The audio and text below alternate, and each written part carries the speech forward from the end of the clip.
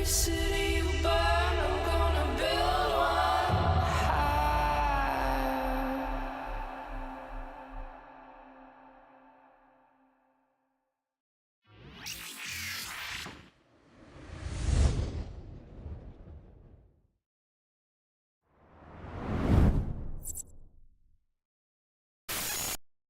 Greetings, fellow Empyreans. I am Astrothi, the voice of New Eden, and it is September 15th, YC126, and this is the Eve Universe Show!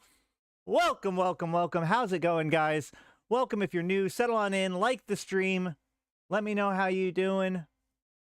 We are getting started today on this Friday. It is the end of the week. We have patch notes. We've got stuff with Eve Galaxy Conquest. We've got a lot of little things to catch up on. I'm glad that they're buffing bounties instead of reverting AFK unfriendly changes. I agree. I agree. My experience with this expansion is by mostly Skinner so far. Yeah, fair. That's fair. But yeah, I did make a video a little while back called like starting Eve, which race to choose, which goes into any consideration that you might want to have when it comes to which race you want to pick. But the God honest truth is that it's basically cosmetic. You do have slightly different skills that are changed, but it's like less than 3 hours where the skill training is the difference between them. So in the end, the race that you choose just kind of decides where you start and what rookie ship you get. Yes, this is live. Thanks, Punch.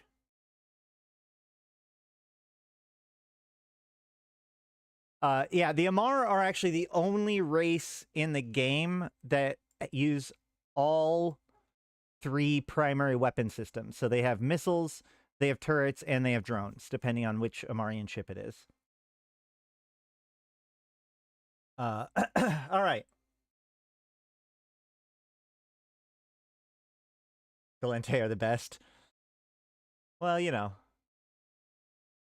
Galente have a lot, basically the best damage in a lot of ways, has the highest damage potential, but also kind of more fiddly. Also with the drones, they're a little bit more flexible. Hey, Gary. They're all the best. They're all the best. It's fine. So first and foremost, though, I do want to catch you guys up.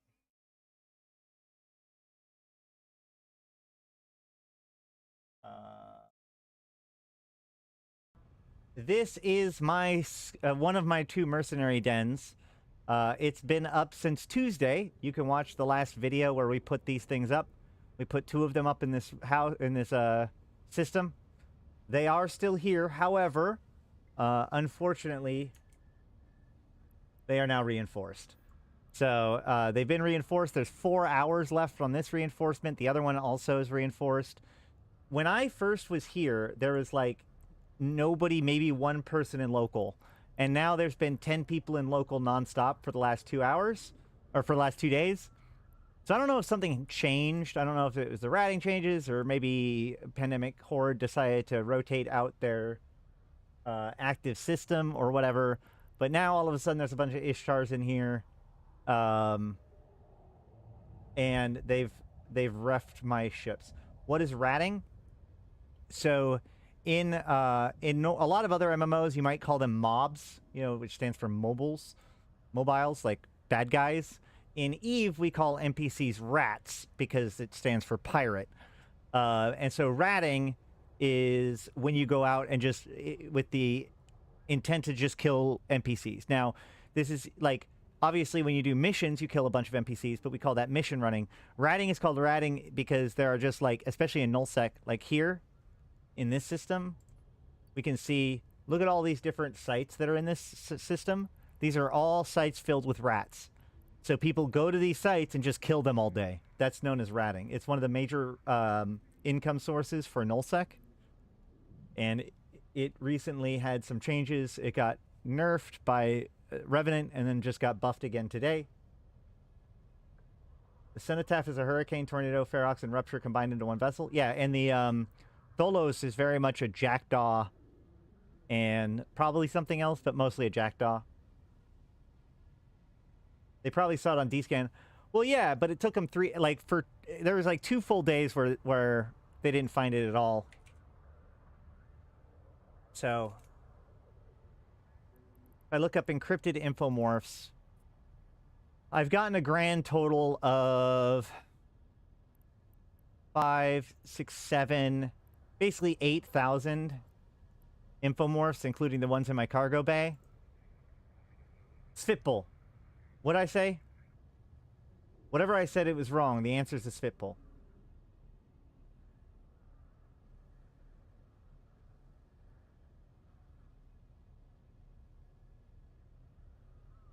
A jacked on a spitbull. Fine, whatever.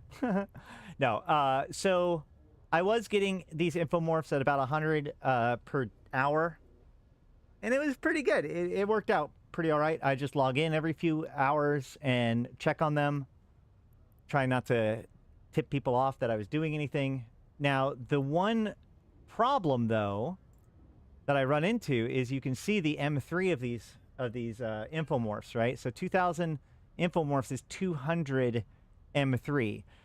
So if I was getting, like 1,000 to 2,000 per day, that meant with my poor little Legion, with a cargo bay of 430, I was having to basically dump off my load every day, which I'm in the middle of nullsec, and so it's kind of a little bit tricky.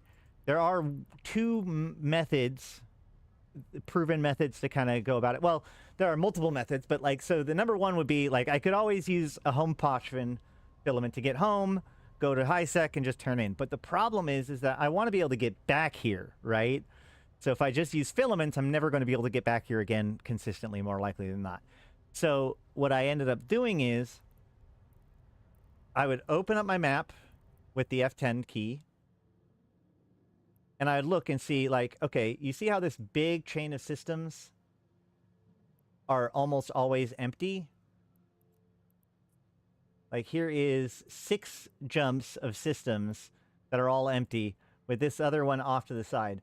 So what I would do is every day when I needed to find a way home is that I would just go and poke around in these systems until I found a wormhole that led to somewhere that was useful. So you can see actually in my personal assets, if I look up encrypted infomorph,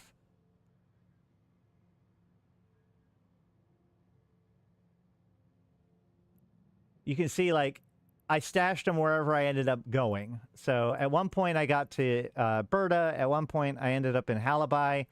And at one point I found a Triglavian wormhole, and so dropped them off in Senta.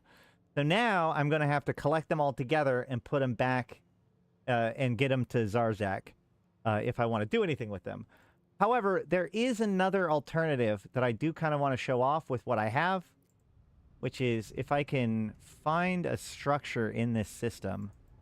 I'm not 100% sure if I can, but let's go ahead and look. If we can find a structure, there is a way to do this by depositing it into the structure and then doing asset safety.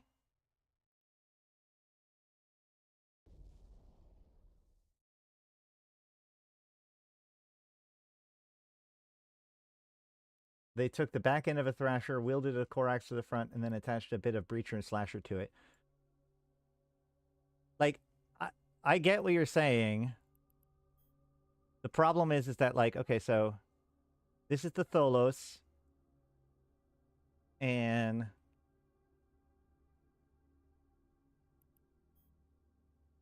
this is the Spitbull. So you can very much see where the inspiration came, right? It has the wheel, it has the long part. They did add some extra doodads, and they took off the edge wings, but it feels closer to a Spitbull than anything else.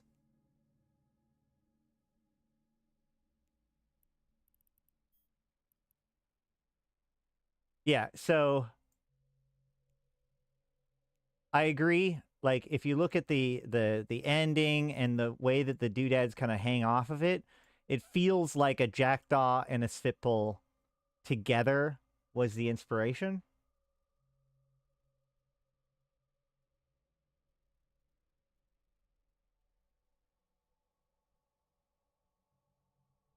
Really, it's this wheel on the side that looks very Sfitbullish.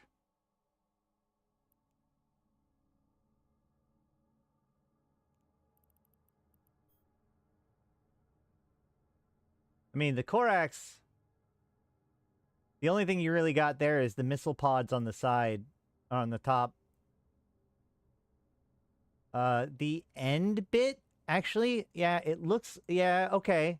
It looks like they took the end of the Corax and welded it onto the front of a Sfitbul.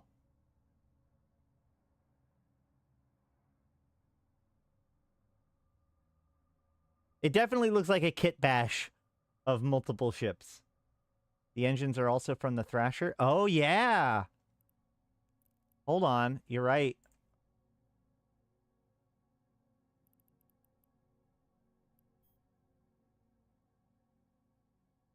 That is a very Mimitar-esque rocket, engine design.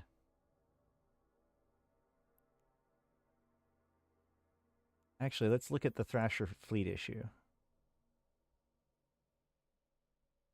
Yeah. Wait, they have the same. They have the same? Yeah, they have the same.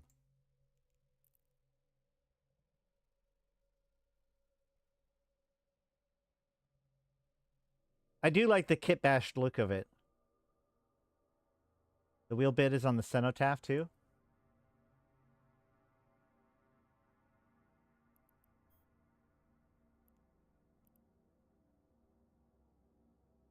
What, right there? I mean, technically, it doesn't stand out nearly as much as on the Tholos, though. This thing just looks like a tornado that's been a tornado. Like, they took a tornado arm, a Ferox center. Probably some other ships are part of this, too.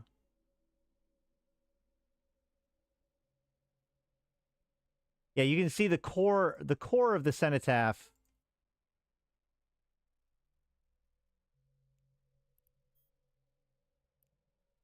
The core of the cenotaph is definitely the Ferox, right? That's very obvious.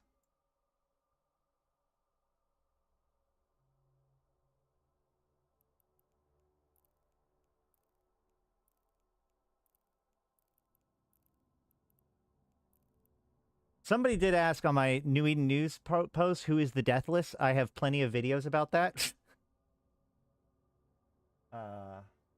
Yeah, the wings do. Both wings look like they're from Mimitar ships. That's for sure.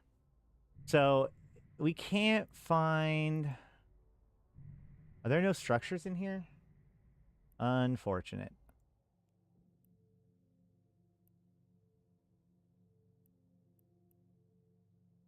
Well, we'll just keep on moving on then and see what we can do. My goal now is I need to get home so we can do the next thing. Main body is the Ferox, engines are the Hurricane, right wing is the Hurricane, left wing is Tornado, and underneath of the body is the Rupture. A Rupture? That seems like a really... wouldn't they all be battlecruisers? Wouldn't it be Drake?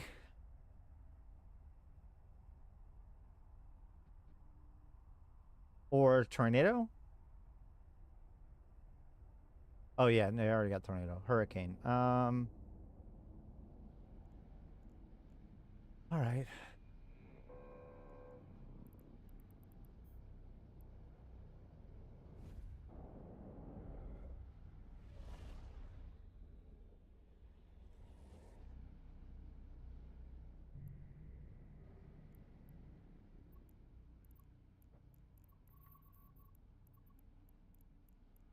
I want everything.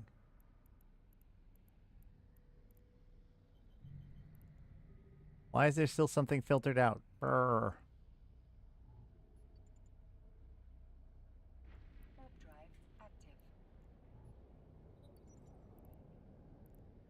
Only one cosmic signature here. Bah. Alright, Cenotaph and Rupture.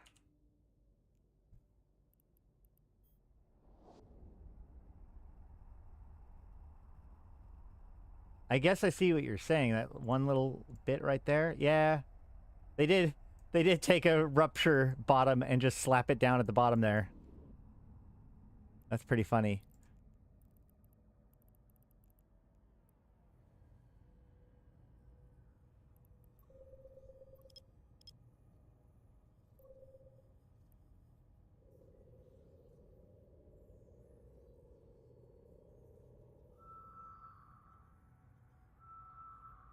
I think the armor panel is from one of the rupture hulls too. The point is that it's very much like Kit Bash from the other races, or from the constituent races ships. Thoughts on whether they'll continue to expand that line of ships in the near term? Yeah. I think that, I mean, if the direction that we're going is with this whole Deathless versus the Drifter thing, and these are new tools for that, I wouldn't be surprised if we expanded it. The real question is just whether or not it ends up integrating correctly into the game itself, like whether or not they can even afford to bring out more of them.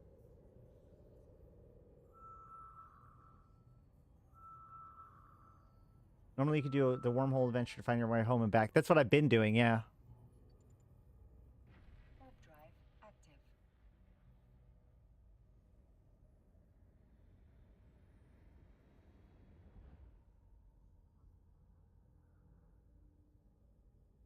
I'm going to make a pounce as I land, so I wait till it's in like 10,000 to 20,000 kilometers, and then hit enter.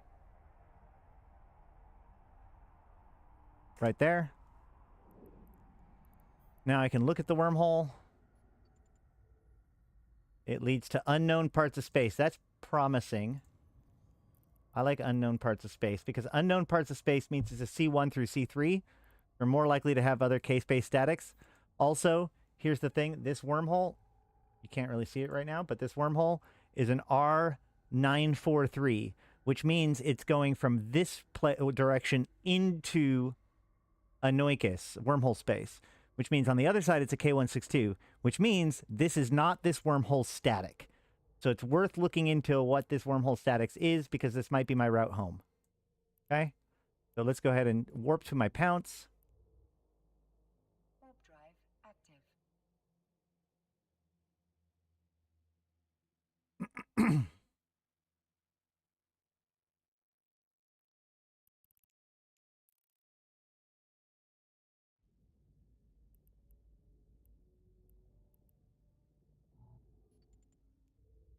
Warp drive active. Hopefully, if you think about how many shipwrecks Capsuleers have leave behind, it's rather smart if the Deathless was to cobble together aesthetic, a pure pragmatism.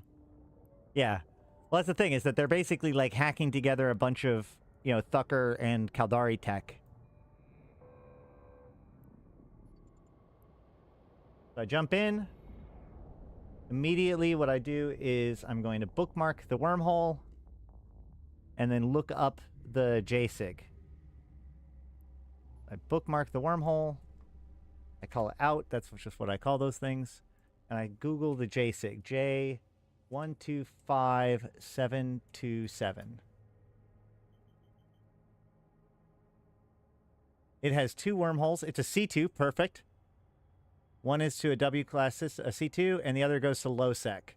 Okay, great. So this might actually get me somewhere I want to be. So we can cloak up and get scanning. When I have this many signatures, I usually just do like a big old scan that kind of covers up the whole area, but not very cleanly, because I kind of want a bunch of echoes and rings and stuff.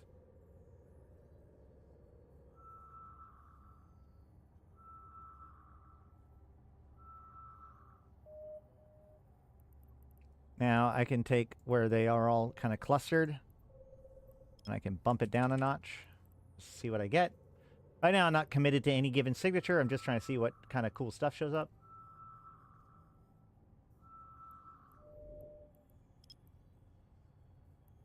There's a wormhole. That isn't my wormhole, because you can see my wormhole's over there.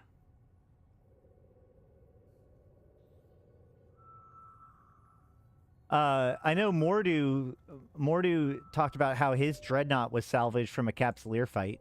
He salvaged a Moros that got killed in a Capsuleer fight.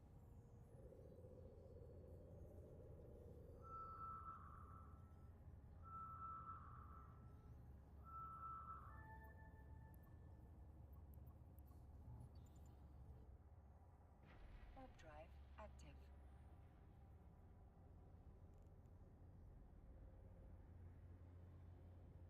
We're gonna make another pounce.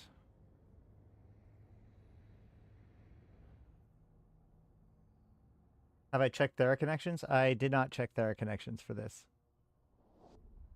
I just figured that Thera isn't going to be close enough most of the time, and it's just easier to find a wormhole like this.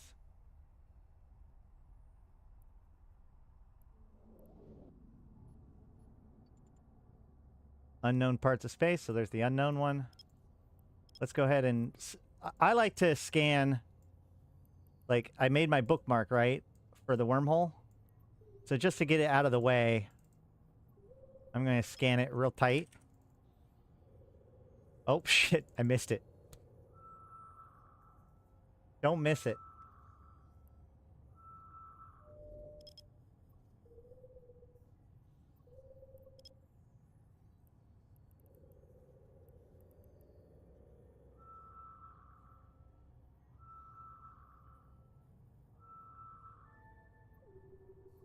Now I'm going to check this side of the ring.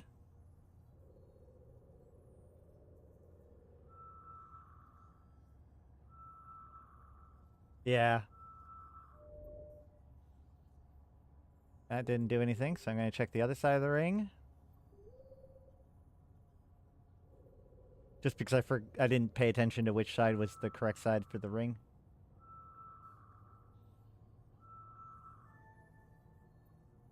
Huh. Alright, well. See if this goes anywhere.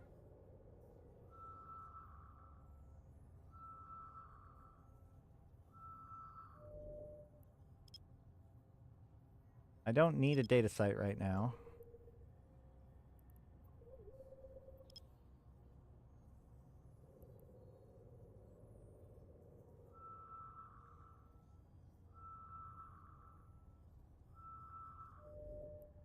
Yay!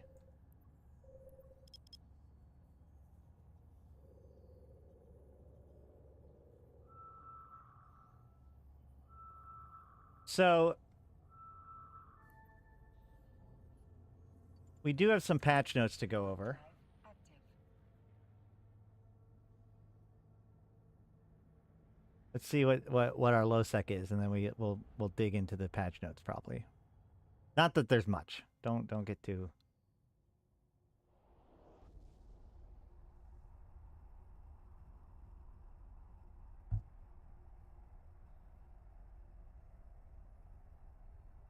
There we go. And, oh, this is a K162 as well. This also goes to unknown, so this isn't even the correct wormhole.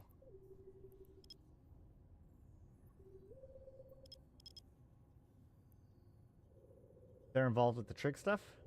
Hold on. So hopefully some of the older storylines will get picked up again. They keep poking at Sancha being everywhere. They've been to Jove space, but no mention of expansion for ages. Hopefully they're involved soon.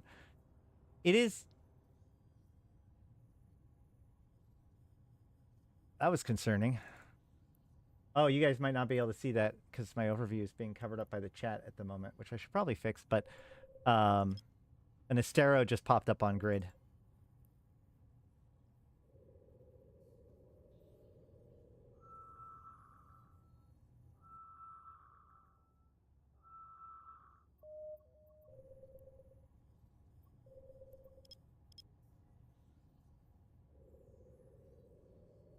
So Sancha, yeah, you know, I would think that Sancha is kind of set up to be able to pop in at any time. It's kind of weird that he hasn't been involved in this much.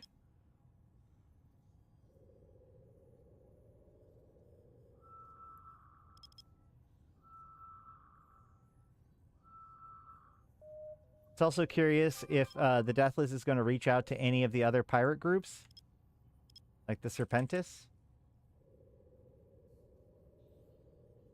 Both Sancha and Trig are kind of missing in action. I disagree with that. I mean, the Trig are doing their thing, but it's mostly in Pochfin. And also, you got to remember that the Trig fighting the Drifters are like how all of this happened. Like the Drifters were invading Trig space in record numbers, and that's what led to like the deep flow rifts and all that stuff. So the Trig have been interacting with the Drifters this whole time. They were kind of the vanguard. They were like the first defense. But now the Drifters are going directly to the Deathless, so that's taken up focus. But that doesn't mean that the Trig are out of the picture. It just also, if you remember, like we were reading in the New Eden News, it suggests that the Galente, Kaldari, and Mimitar are all kind of thinking about doing more actions against Pochfin. The Amar were not on the list.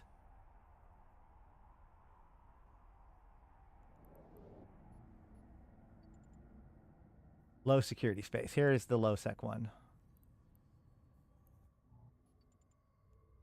Warp drive active.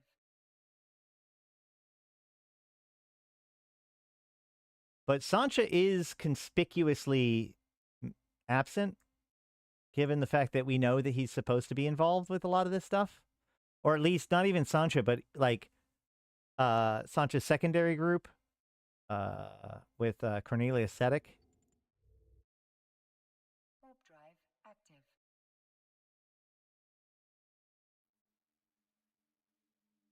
I've noticed that Eve lore tends to have periods of focus in certain factions over years. Well, it also has to do with like it's kind of like real life, where the news kind of like not everybody gets the limelight at all times.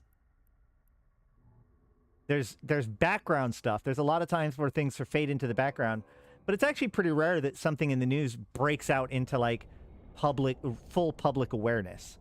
You have to read like the New Eden Newses and the other stuff like that in order to find them. Is this where I want to be at all?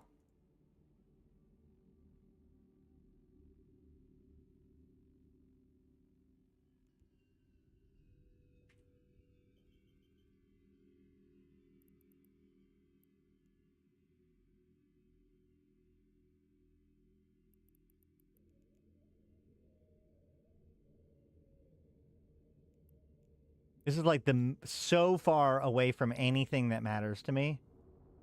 I'm going to go back in. We're going to keep looking.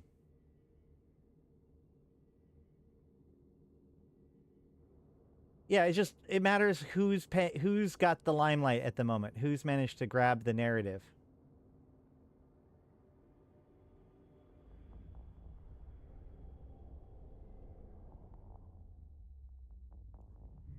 Yeah, Sancha's really good at being just to the side of whatever's happening.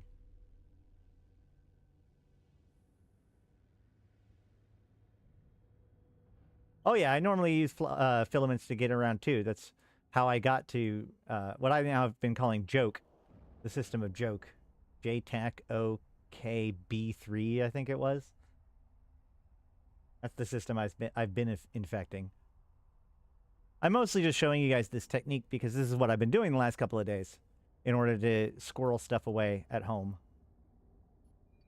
And it was a fun little way of getting passive income. I like being in enemy territory, although I think that I'm not going to put down any more mercenary dens. I'm not going to do this particular thing until the sites are added. Because it really, like, I would have really liked there to be something else. Warp drive active. Drifters appear to be a hive mind. I don't know if they're a hive mind per se. The question is, that I've always asked is that, like, when Sancha encountered the Drifters in Anoikis, who won that fight? Is Master Kavaki that we know him today actually Sancha?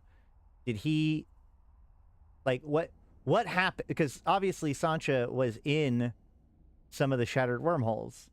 So, like, what is Sancha's relationship to the other? Because it feels like they would both be vulnerable to the other, right?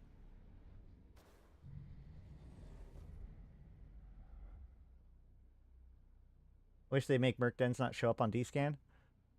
They're still kind of hard to find, though. Like, I mean, it took them a while to find them, or care to find them.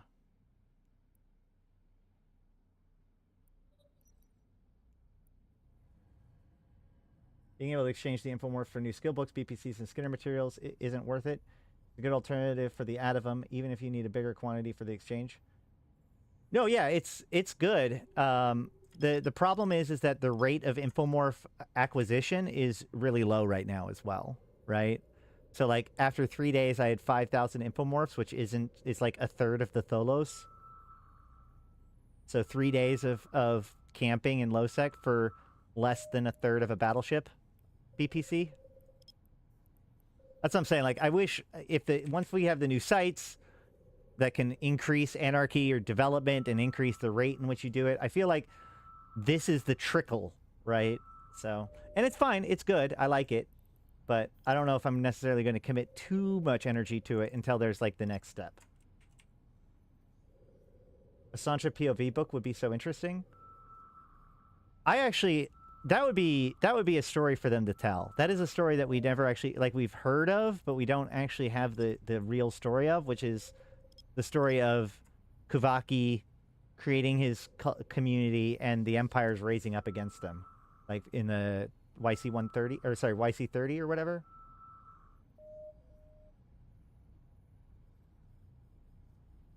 Deathless Capital that is a weapon is a souped breacher pod in an AoE. Yeah, that is a stupid idea. No, I'm just kidding. I'm kidding. No, I think that, I mean, breacher pods are clearly designed to punch up, right?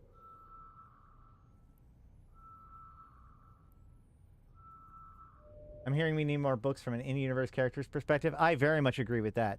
I've done a reading of the first chapter of the Black Mountain series. I just need to turn that into a video.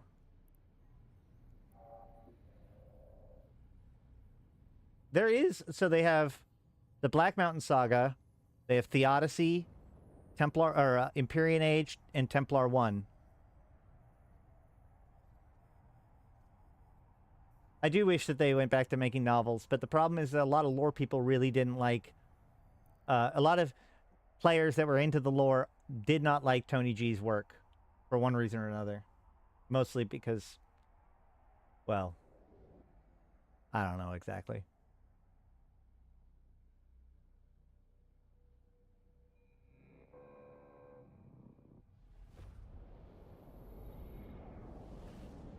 Oh yeah, we were supposed to do patch notes. But there's so much to do, I can't stop scanning. Warp drive active. I do like, I really like the books.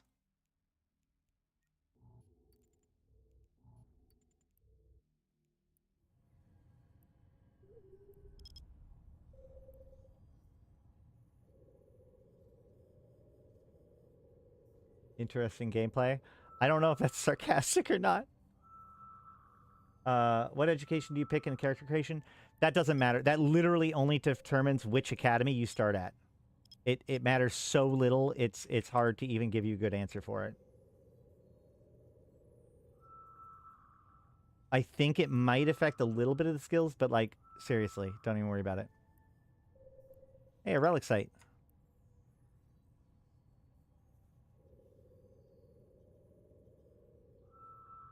Ah, I should have transferred over to having a relic analyzer.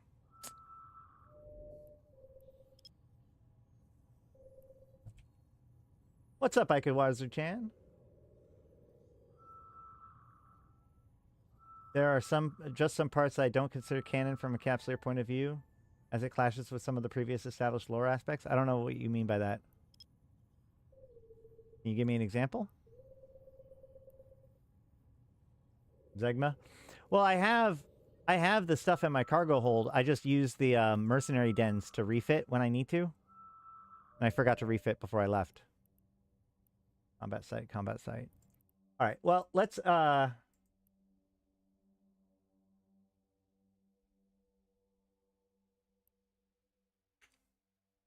one. Let's talk a little bit about the patch notes. So today we did get a patch. It's relatively small, but it is very much designed for nullsec again.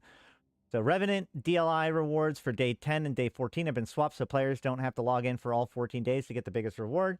This is a big piece of what they've been doing for login rewards, where the big skill point reward isn't the final thing. So like you get the big reward and then everything else is just gravy. Now, obviously, some of this isn't the same as before, where it's just at like boosters or whatever. So it's still really good to get all 14 days. But it makes it so you can still get the 175,000 skill points without having to go all 14 days without fail, which is kind of nice.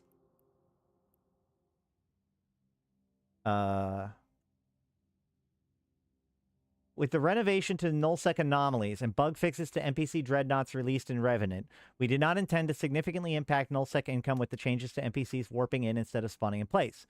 We also have not made any intentional changes to the AI used by the NPCs, which would cause them to attack drones more frequently. It's actually an interesting thing. I've been seeing on Reddit, like, a lot of people were saying, okay, well, when they warp in, they're also more likely to attack drones. But there's a lot of people on Reddit that were calling bullshit to that anyways. So CCP is saying, like, that's not necessarily true, but people were probably keying on that because they're paying attention for other reasons. To address these concerns, we are increasing several battleship and battlecruiser NPC bounties found primarily in nullsec between 30 to 40% to compensate for the reductions in efficiency for AoE farming, Smart Bomb, Stormbringer, and Thunderchild ratting due to NPCs warping in and potentially requiring higher level of activity for increased drone management and drone setups. We are also happy for this to be a significant boost for more active forms of ratting that were not directly impacted, such as Marauder ratting. So what this is saying is that, like, NPCs now warp in, and that takes a few seconds to happen, and they also don't necessarily warp in all at the same time. So things that are designed to, like, blap them all at the same time, like, say, a Stormbringer, struggles to just kill them quite as quickly as before. Also, when they warp in at a 15-kilometer bubble, and the Stormbringer only chains 10 kilometers. So while it was easier before when they all spawn in one little ball for you to just zap them all, now you have to at least wait for them to start moving and like get close to each other again for you to be able to zap them. This has slowed people's down a little bit.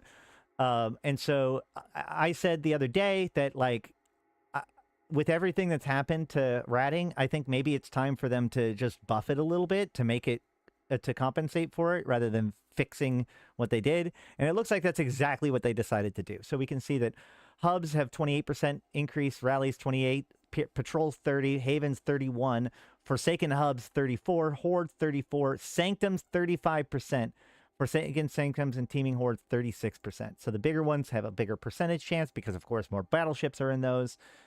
I did find it funny that people were like, you're trying to nerf Marauders, but then you increase Marauder ratting. It's as if, like, you can understand that the Marauders might need to be nerfed in one aspect and not nerfed in another aspect. Like, that's kind of how the game works. Marauders were being oppressive in PvP. That's where the big problem was. Cheap, buffer-fit Vargers that are able to shoot 100 kilometers out just fine and didn't care because they were less than 2 billion ISK each and were buffer tanked out the wazoo. That was a problem, and that gets addressed. But making Marauders better at ratting, that's not a problem. CCP doesn't actually have a problem with Marauders being good at ratting. They don't mind Marauders being out there ratting. They mind Marauders being the #1 used ship in, like, PvP and such, and people being pissed off because of how much they're used or whatever. So I feel like this is a pretty decent balance. And I think that this is a buff to the income of ratting that has been needed with everything else that has been happening. I also really like the idea that it's like, well, we're not going to revert the sites to being as bad as they were before. We're going to still improve the sites. We're going to, like, have the better looking sites and better logical ship behavior, like warping in, but we're going to just make sure that it's worth it to you guys. And the thing I like about this is that, you know, the thing that I don't like about what was happening before was this discussion was like, oh, well, you killed AFK Ishtar ratting. That's a bad thing. When I first joined, ratting wasn't necessarily an AFK activity. People argued about what was better, you know, like a Raven or an Abaddon or a Nightmare or technically a Paladin, although Marauders weren't as good back then. You know, this idea of, like, VNI ratting and then Ishtar ratting, really came in like 2014 and beyond, as far as I know. And so the fact that like we're starting to get away from that potentially and towards more active things, I think is a very exciting prospect indeed. Yeah.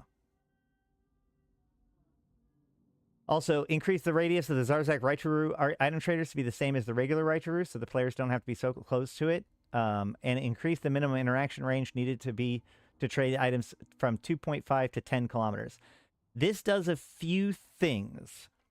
One, it makes it so you don't have to travel nearly as far when you land at the Shrouded Structure or at the Warden to turn in to the two different Raichurus, which is important because this is a choke point for people to just kill anybody who wants to turn things in. The other thing this does is it makes it so that basically you could cloak all the way up to your interaction range, because you can, to like 8 kilometers, let's say, and then quickly decloak, do the trade, and get out. So, this really helps people that want to try to trade in their infomorphs and out of them. Also, the Tholos and Cenotaph are now actually considered Black Ops, so can use conduit jumps. That's good. German translations, whatever. And Skinner shortcut is fine. So yeah, nothing too terrible with these patch notes. Relatively minor. The biggest thing is these changes to hubs, or to nullsec ratting. However, there is also this other thing that I wanted to show you guys. Is it here or is it the other day? No, it's not here yet. It's the other day. There were people that were complaining about the new icons. So they fixed them. You can see that like all of the drug icons got cleaned up a little bit to make them look better. But also like there's the entropic radiation sink. People were talking about how this icon gets covered up in the game. So they moved it to the right instead of the left. There you go. CCP responding to player feedback or something. Now then, let's go back to trying to find a way home. 100% shield extender, 50% armor plates. Why wasn't it factional specific? What? Oh, so, okay. A little bit of information about that. So back during scarcity, they made a bunch of changes that changed the prices of things. And one of the things that was a victim of this was battleships. Battleships went from like 150 million ISK apiece on average to about 2 to 300 million ISK apiece on average. While they did tweak a bunch of stuff with the other to make the industry side of things a little bit more reasonable, one thing that they were clear on was that rather than trying to reduce the cost of building battleships, they wanted to buff battleships to compensate. And the big buff to battleships that they did was that roll bonus. Now, the key to roll bonus is that the roll bonus is not faction specific. A roll bonus is always for that roll. So all battleships of all types across the board, with one exception,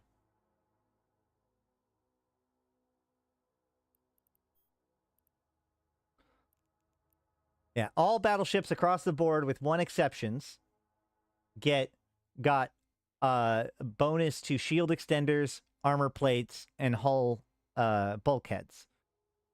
So that bonus was given to all T1 battleships except for the Praxis. And basically what they're saying now is that the Marauders didn't need that bonus. And so it got taken away from the Marauders. It's still on T1 battleships, but not on Marauders. And that's fine. Yeah, oh yeah, no, there's a really, really good reason why the Praxis doesn't have that. Now, giving the bonus of like, oh yeah, Mimitar gets shield extenders, or, Caldari gets shield extenders, Amar get armor plates, that's almost the same as just not changing it at all. right? Like, you aren't going to have very many shield buffer paladins out there, so who cares if the paladin has a shield extender bonus? That's irrelevant. The only thing that's relevant is its own armor type.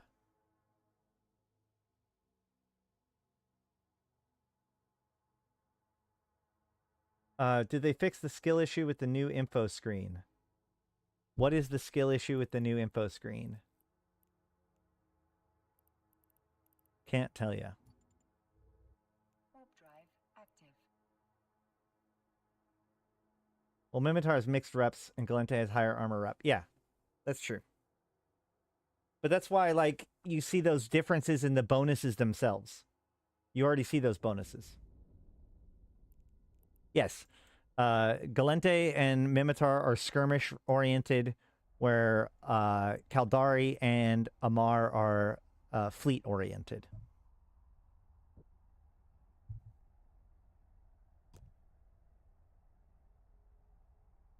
When you go to Mastery and try to add a skill to your queue, it resets your window back to Mastery 1. That's the issue. I mean,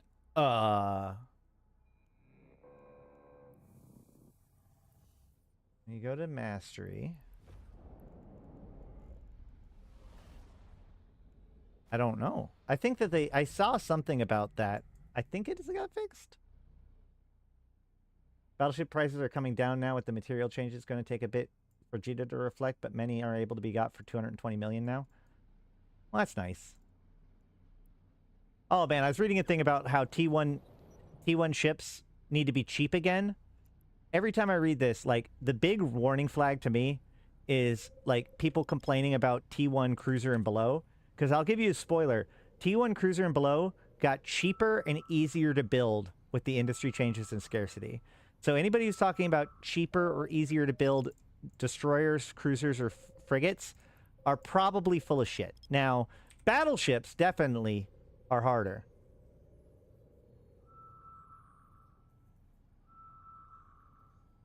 The Federation would be fleet-oriented and Rebels would be skirmish-oriented. Except for the Amar are the Golden Fleet. Like, the Amar ships are designed to fight together, whereas the Galente ships are designed to fight independently.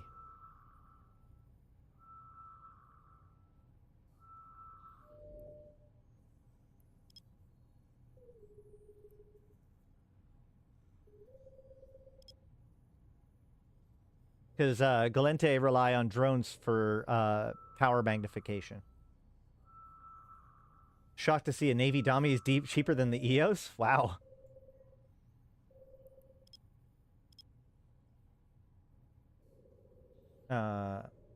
You'd think that Caldari being the Separatists would be the skirmishers. Well, yeah, but you're comparing it to Mimitar, whose primary ability is speed. The Caldari have better resistances and stuff. They've got the superior technology and information.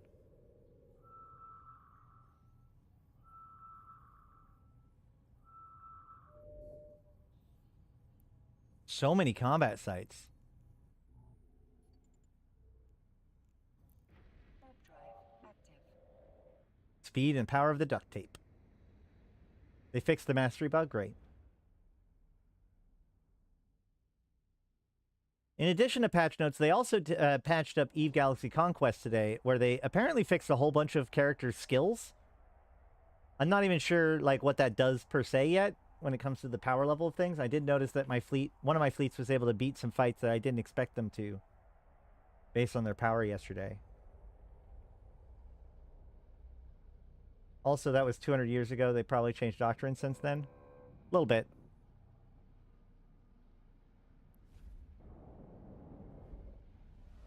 Gorilla Game. Deathless kind of has an old Mimitar style of construction, girders everywhere. Kinda. They're definitely more slapdash. Warp drive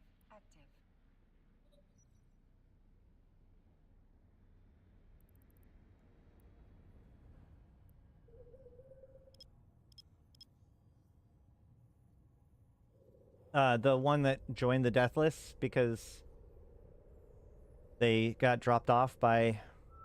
or are you talking about the Life Giver?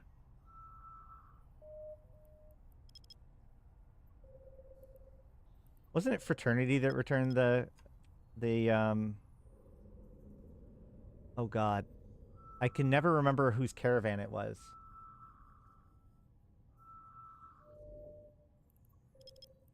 Another relic site. Boo!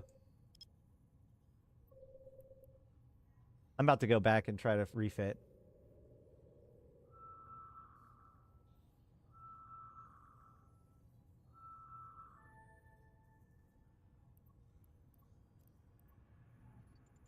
I'm at least going to go look at it.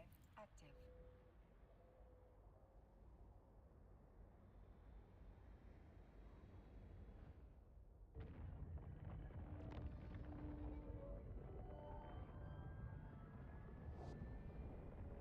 So the life giver is the Kaldari turned Amarian girl who helped develop the clones, and the other one is the Chemeltech scientist. That does look so cool.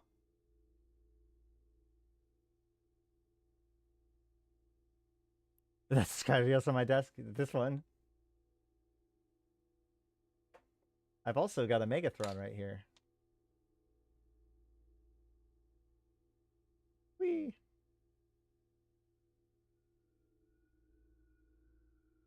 How's it going, Blackfelt? Yeah, I can't do anything with this yet. Let's go back to joke. Wait, what?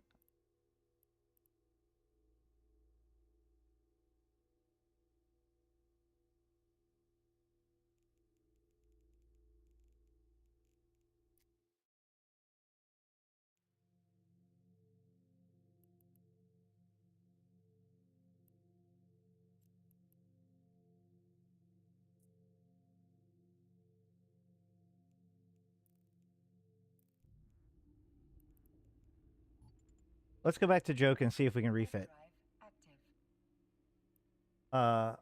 Are those the big rocks that they use in the Abyss sometimes? I think that these rocks are actually not from the Abyss. They got produced after the Abyss. But yeah, it's their more recent big stuff that they've put in the game.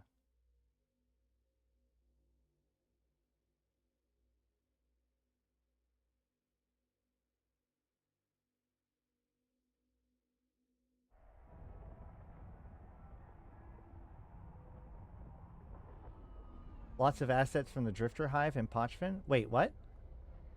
What do you mean? Oh, wait, what? How is there lots of assets? Reused asset? What reused assets are from the Drifter Hives? Because the Drifter Hives assets are all sleeper stuff. Warp drive active.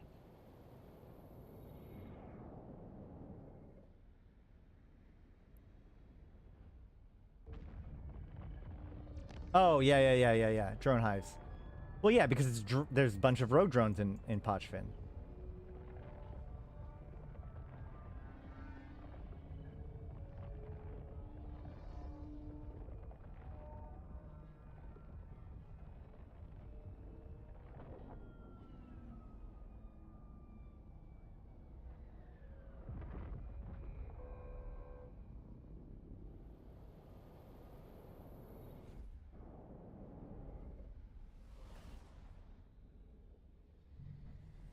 With the weird bubble container on them. Yeah, I like the little eggs.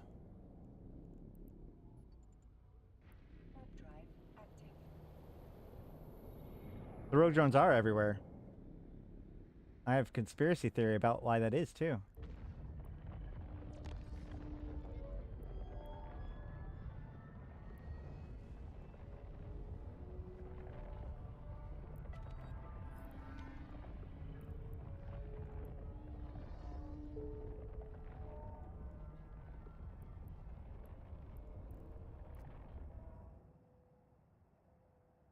Let's check the New Eden store. 3 skill points. Plex gift. I'm tempted to just keep the Plex. Just because, like, I don't need 7 days of game time.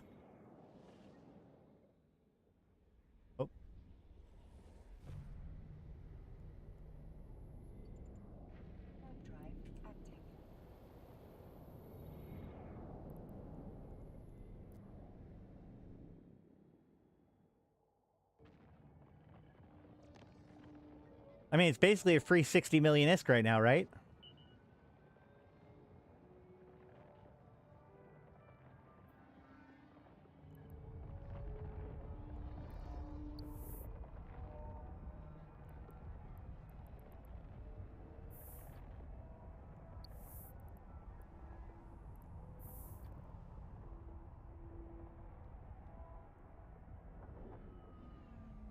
Yeah.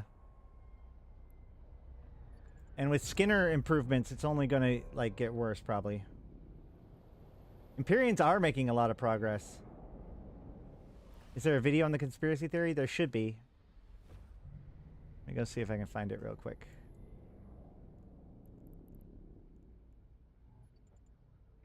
Warp drive active.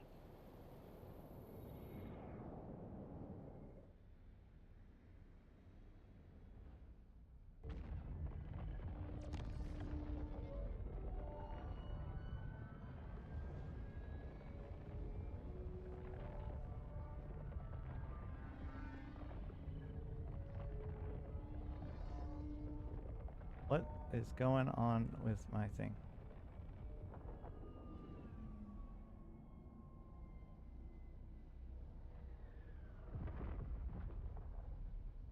That's researching the rogue drones. Huh.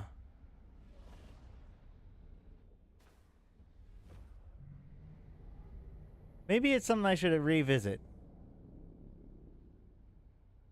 I know I did it at one point.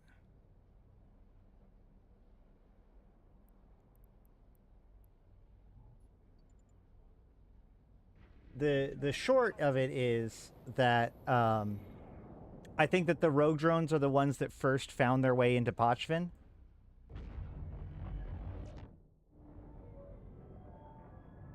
Do they ever have holiday deals on premium time? Absolutely. Absolutely. In fact, if you're buying stuff not on some sort of deal, then you're just being impatient.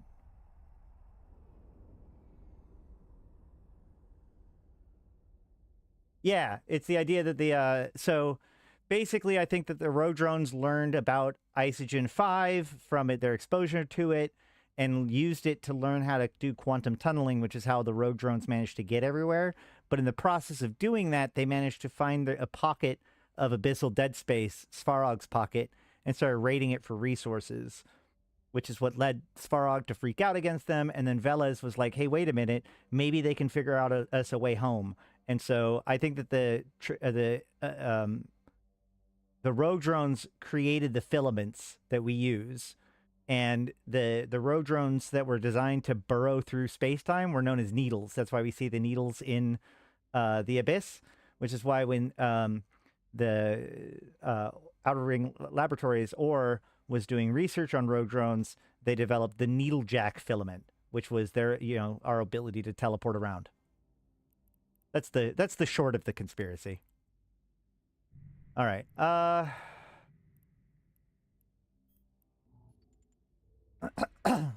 active.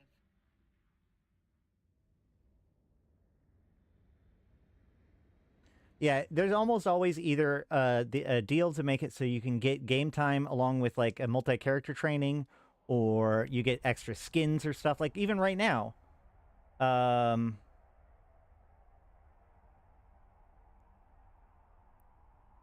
there's a 25% off Plex that comes with skins, and those skins can be pretty valuable right now. Rogue drones are not the other, no.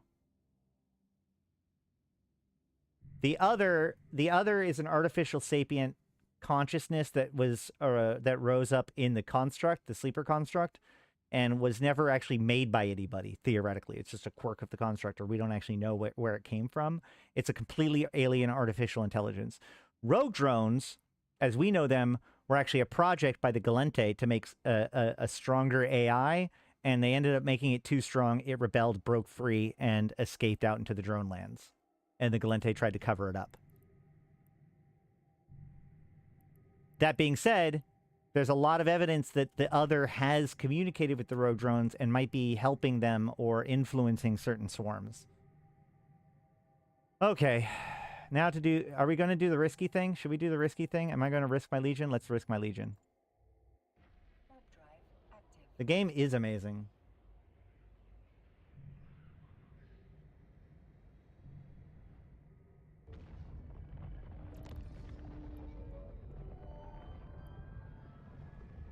So if they happen to be waiting here for me, I am screwed.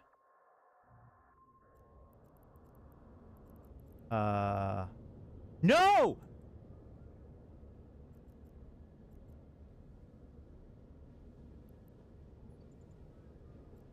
Warp drive active. Oh. Wait.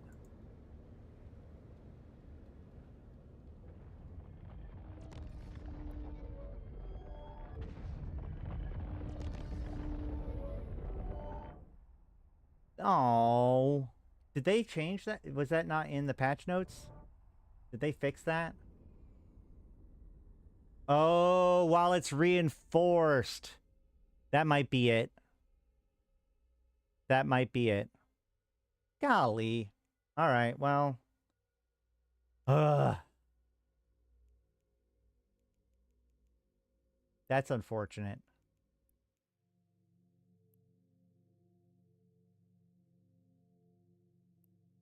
Let's just head home from Pochvin. They can have these two. Congratulations, guys. You win. I lose. I mean, I lose, but I got, you know, thousands of these things before I had to leave. Sorry, who is the other? So, the other... Okay. In Jovian society, a certain number of the Jovians were put into suspended animation and live in like a virtuality construct, right? They're now known as the sleepers. This construct has a rule called the one body, one mind law, where in order to have a presence in the construct, you must also have a physical body in the real world.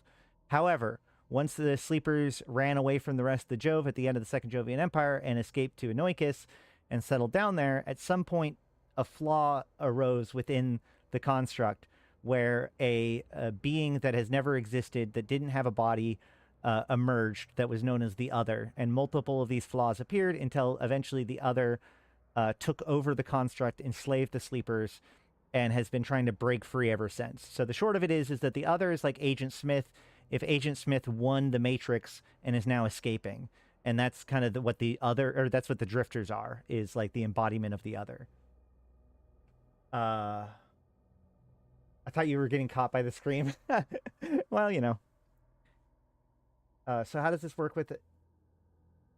You attach a Merc den and then you have to babysit it, or you have to come back and get the infomorphs? Yeah. Every time I come back, I can like open it up and pull out any infomorphs that had already been made. But I can't do it while it's reinforced.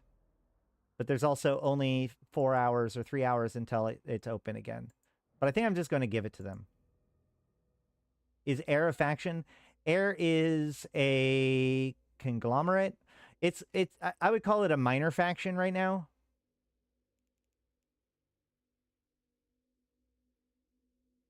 Like Upwell isn't a faction either in the per se.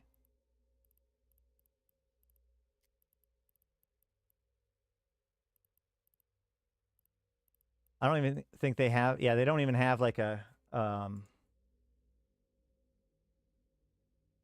wait. They should. Hold on.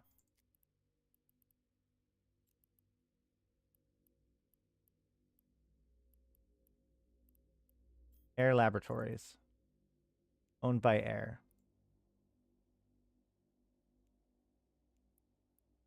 The Association for Interdisciplinary Research.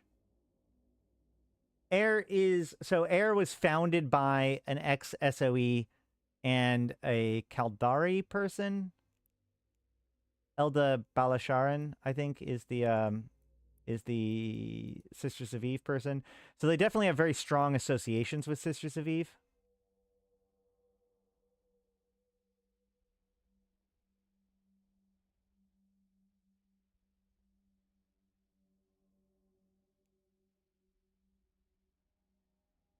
I also had a theory that rogue drones found abandoned technologies in the drone lands and ate it up and probably got some logic upgrades and infections from it. Yeah, I agree. But also the rogue drones got mutated by their proximity to the Triglavians and also by the manipulation by the Terran the Terran structures that were running the Isogen 5 stocks. I've been meaning the Black Mountain series is very interesting. Not very many people talk about it. I've done a recording of the first one so far, but I want to dig into them further at some point. But I've heard almost nobody talking about them before. Honestly, Black Mountain has only really come back into interest again because of what's it called? Eve Galaxy Conquest. Active. Any ship can mine. I mean, any ship can strap mining lasers to it. And Yusuf's logs definitely helped. Yeah. From 700 million to mining 3 to 4 hours a day, good profit. Wait, 700 million from mining 2 to 3 hours a day is extremely good. How many accounts is that?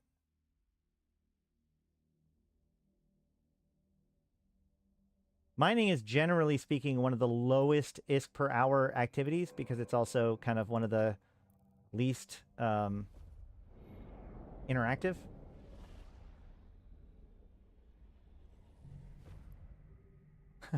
Next time I ask in Discord about what I should stream, I know what I'll be suggesting. Uh-oh. What? Black Mountain? Warp drive active. Lovesec mining can be really good. That's true.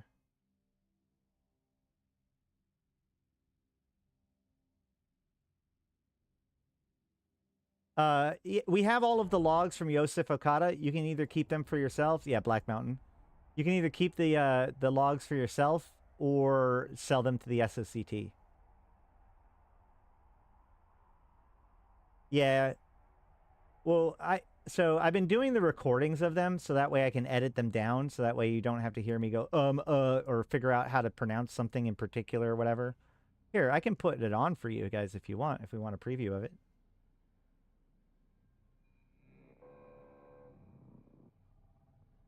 Sell them at Genolution stations. Yeah, that's true.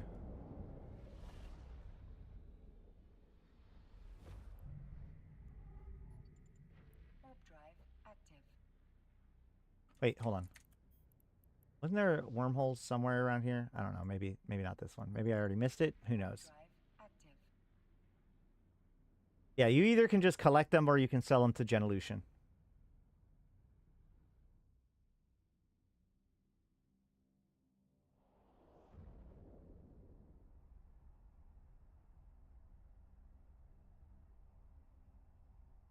I wonder if there's any back channel links between Yosef and Sancha.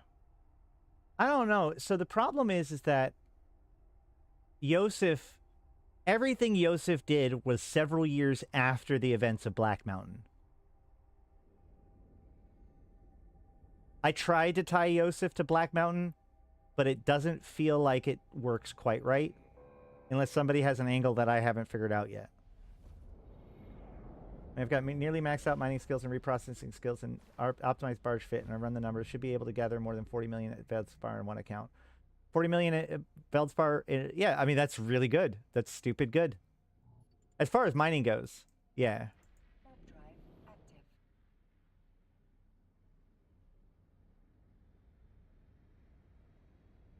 Yeah, so there's a series of chronicles or stories called the Black Mountain series, which is basically about the SOCT attempting to find the Book of Emptiness, which is a mind control device.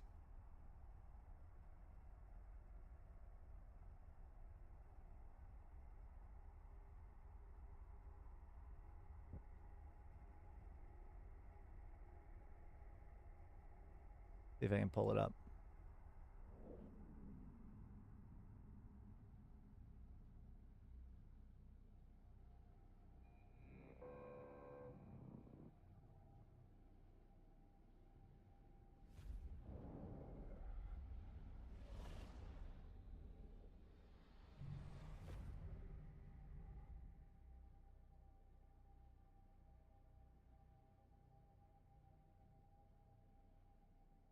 And the gap from selling Veldspar to Tritanium makes me earn 700 million instead of 400 million?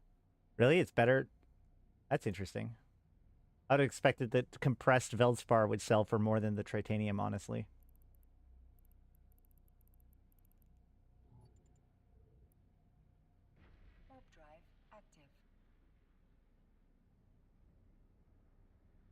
So here's a little, I guess the compressed feldspar tends to sell more because it's logistically superior to raw titanium. Yeah, exactly. I checked Janus yesterday. Feldspar compressed and trit was up. I mean, right now there's a lot of weird stuff happening, so there could be some pretty serious market inversions like that, in theory. But yeah, it's something to definitely keep an eye on.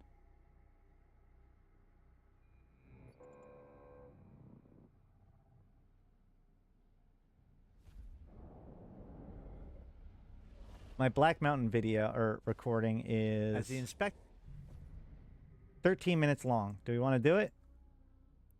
Right now we're just kind of talking, so I don't necessarily want to interrupt the talking. Oh my god. Warp drive active. The last few streams were far too, like, coherent. Apparently this one just has to be messed up.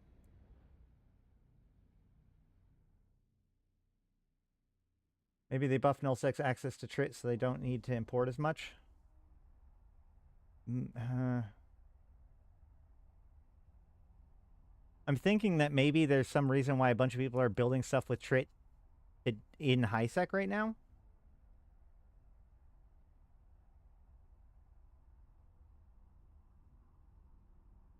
$40 million Feldspar is 4 million M3 to mine. You can pull that much for this thing. No offense. I think that there's something wrong with your numbers.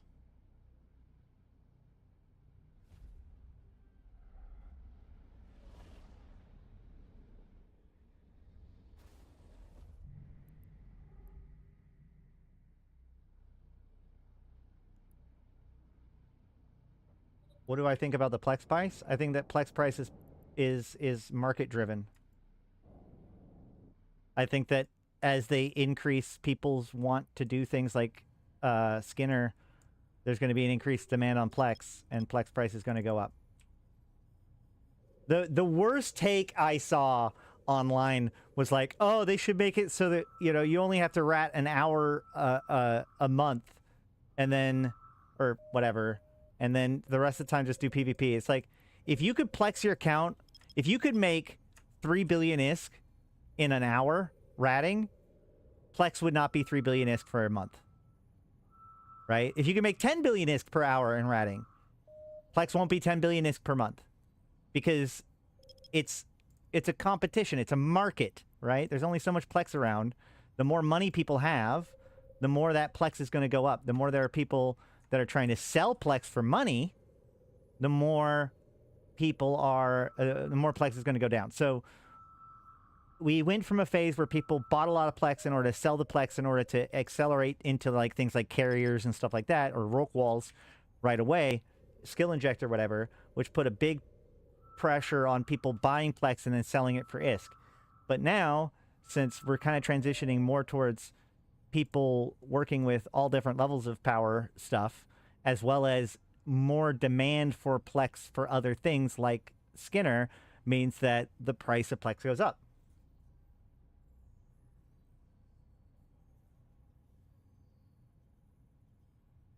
I tried gas huffing once on a site, earned about 12 million in 15 minutes, as I can't yet either clear or avoid the rats that pop in wormholes. Yeah, gas huffing in low sec is really good, though.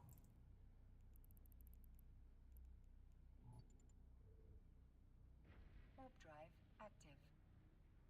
Can you build ships with the mining you do?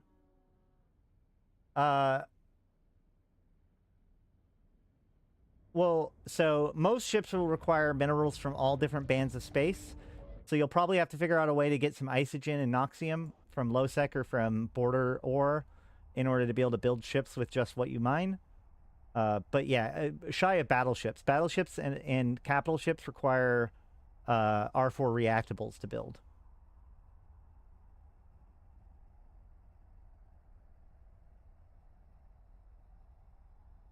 Yeah, you can also reprocess loot to get isogen. Tried to Plex my account once before, gave up and budgeted a sub. I'm telling you, I've been out here doing exploration. You go out there and do relic sites every day for a couple of hours, you will be able to Plex your account.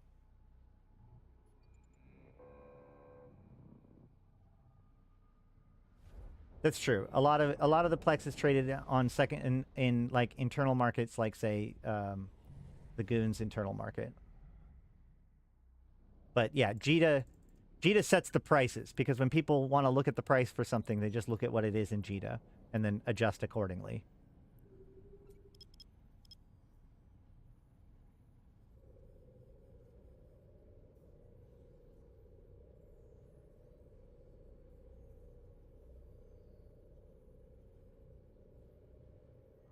Is it just people pumping out mercenary dens? I don't think so.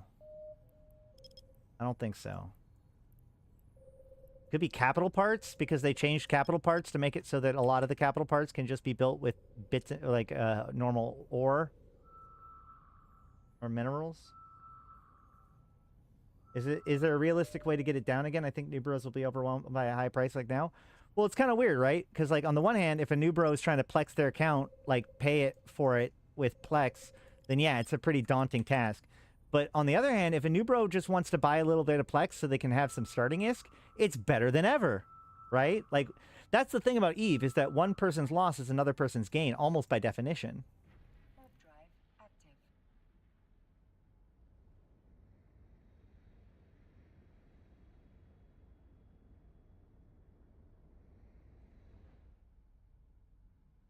Yeah. If you can just pay for your account, it makes it so much easier.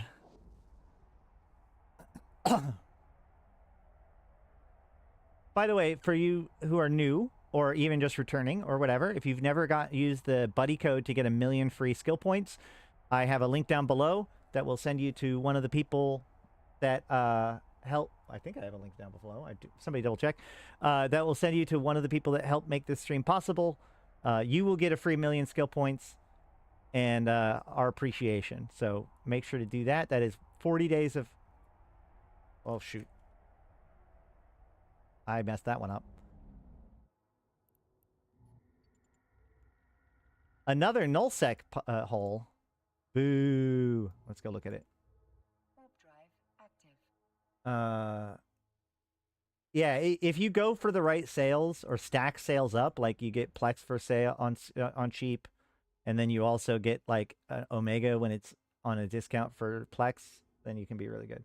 Where's the link? Is it not down there?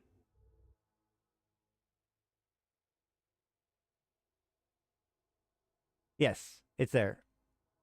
I'll link it in chat.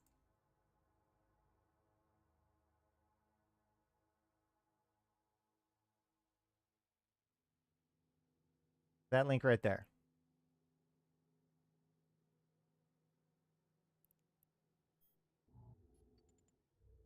Warp drive active.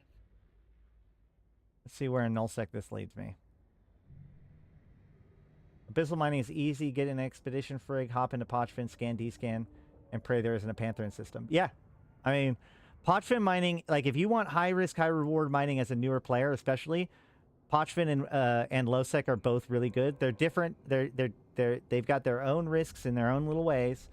But yeah. On the Merc Den, people grabbing temperate planets like crazy at the moment. Since it has no impact until the 25th, there are free income streams. Yep.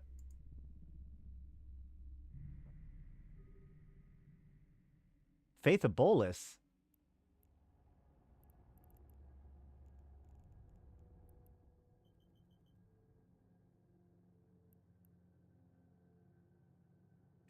This does not feel closer to anywhere I need to be. Actually, there is a bunch of other systems over here that I might be able to find something interesting in. Let's go for it. You know what? Fuck it. I'm done. I'm done.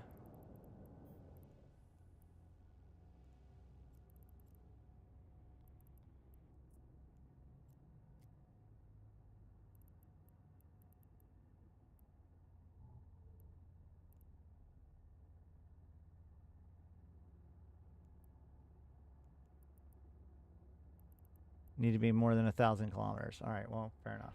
Warp drive active. Yeah, ass end of nowhere to the other ass end of nowhere. That's true.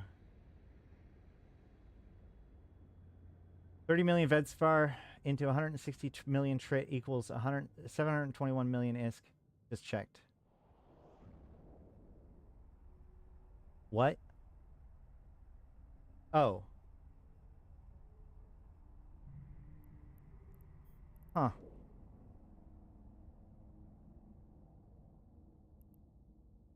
right, let's go home.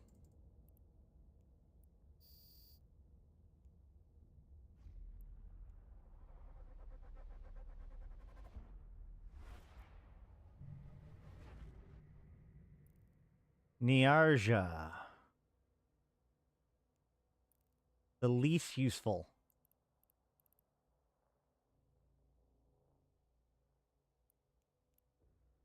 All right, hold on.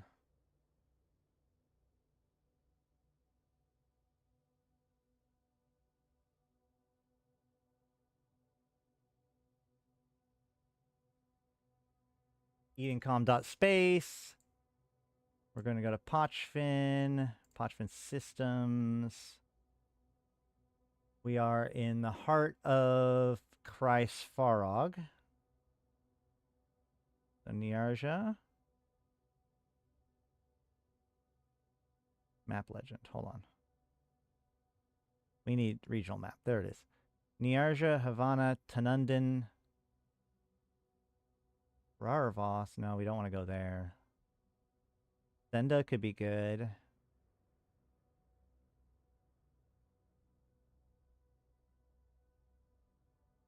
Tell you what, I feel like showing you guys something.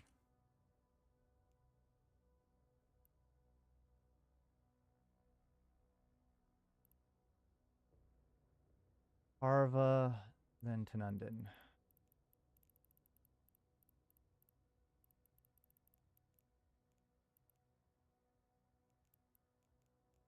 Where's my overview? Hold on.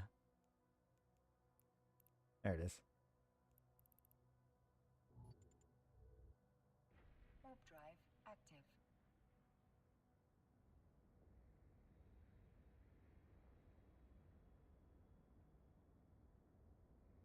Yeah, a single mining barge.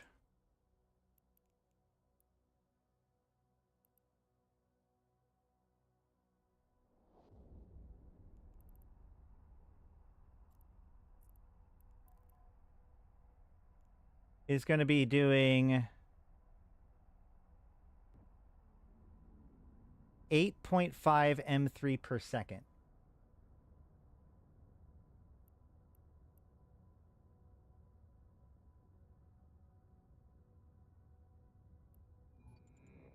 Times 2. So 16.5 M3 per second. Is that right?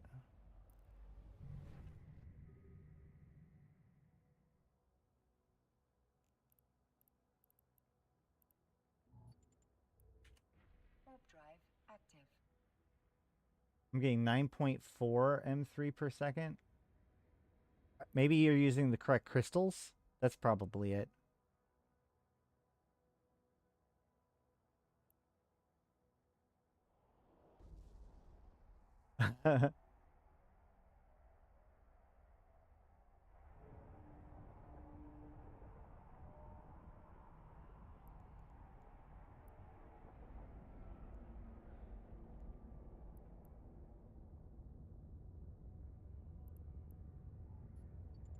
That's a cool looking planet right there.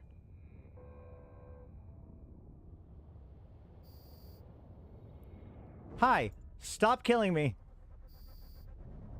You jerks. Tanundin. Warp drive active.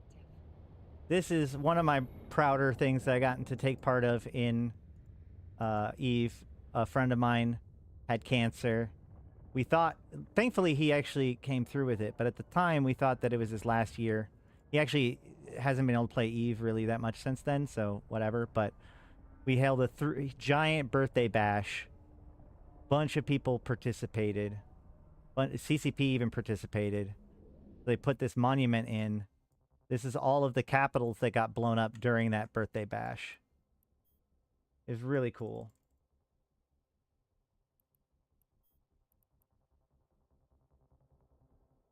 That is right there. This is CCP Convicts Titan. I think. Wasn't there a rock wall over here?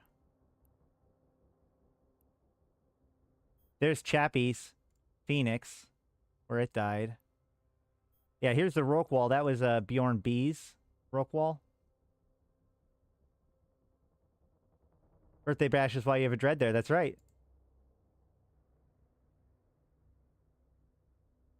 Damn, that place looks crazy. I love Pochvin so much.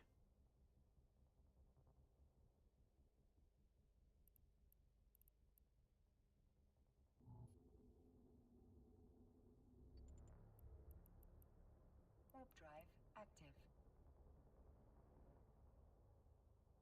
active. Yeah, I mean, honestly, mining tritanium is one of the better things that you can do in HiSec for mining. Outside of going to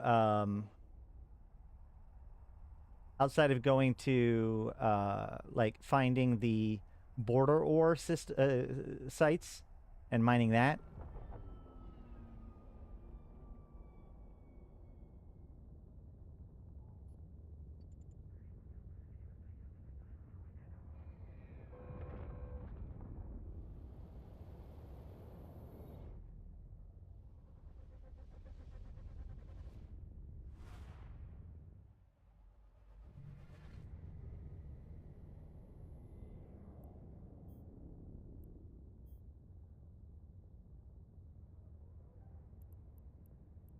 Also, since we're in Pochvin, I might as well show you guys a disrupted gate, since those are pretty.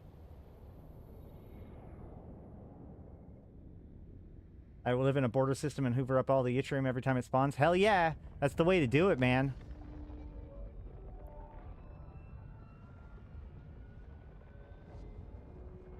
You want to see something pretty.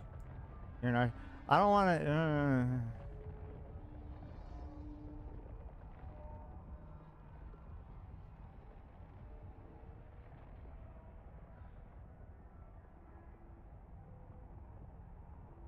So this is one of the stargates that used to connect to another system, but after the Triglavians took the 27 systems and made Pochvin, these got shut off.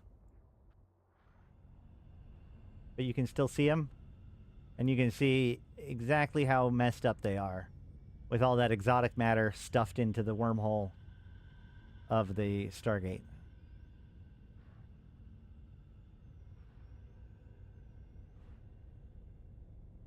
Wish there was more to do there than mine dual standings and hunt a panther. Yeah, I agree with that. Warp drive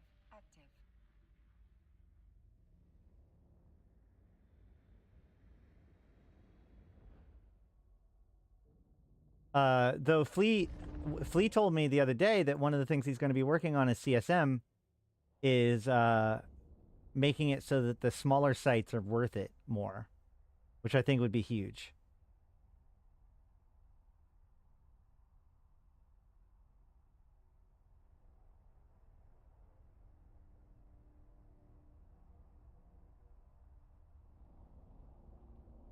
Once you can prove your changes recently will reduce the faucet. Yeah.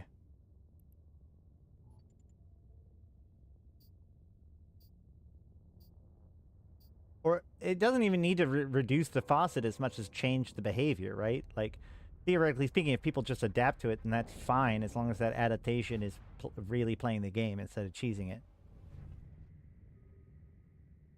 Hi, Stork.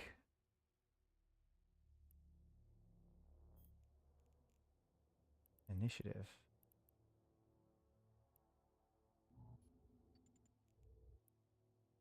Warp drive active. Yeah, but if the faucet doesn't go down, I have absolutely no headroom to request payout buffs on smaller sites. I guess. I don't necessarily agree with that. That's like saying, oh yeah, well if blue loot doesn't go down, then we can't increase the payouts of sites in Pochvin. Just because they exist in the same space doesn't mean they're the same activity at all.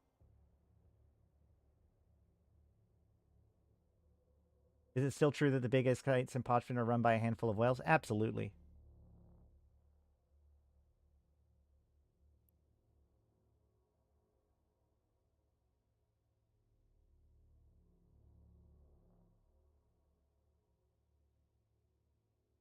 Gosh, that's pretty. If you ask the Nerf Blue Loot, Mick would probably throw me through. Yes, but I was Mark. Yeah. I get what you're saying, but you get what I'm saying though, right? Like low end sites in Pochven and high end sites in Pochven are two completely different activities. It's not like a bunch of golems are going to be like, oh shit, let's go run the T1 sites now.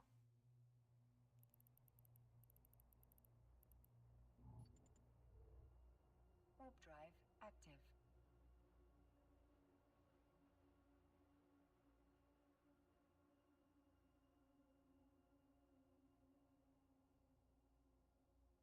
Pochven is a huge inflationary problem on the game.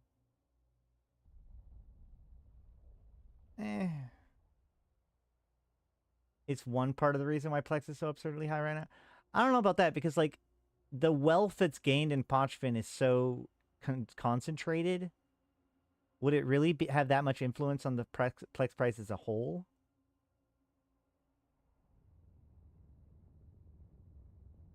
I mean, how many people, how many actual people, how many human beings do you think are getting rich off of Pochven?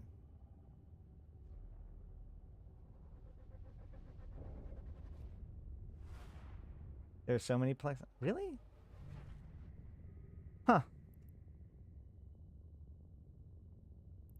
I don't know. I still consider like Pochven to be relatively small, all things considered. Okay. We can come on Discord. Sure. We can chat.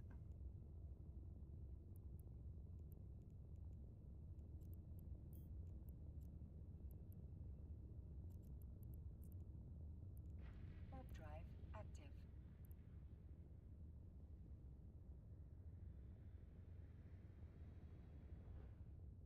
Hello. Hi. Can anyone hear me? Yes, I can hear you. Yeah, they should be able to hear you. Yeah, I also need to speak in between when my girlfriend's talking, sorry. Yes, No problem. but like, imagine all the people that previously multi-box there and all of the groups that aren't just multi-boxers. Almost every single one of them has at least one CCTV network. So not only are all the I've lost my train of thought now.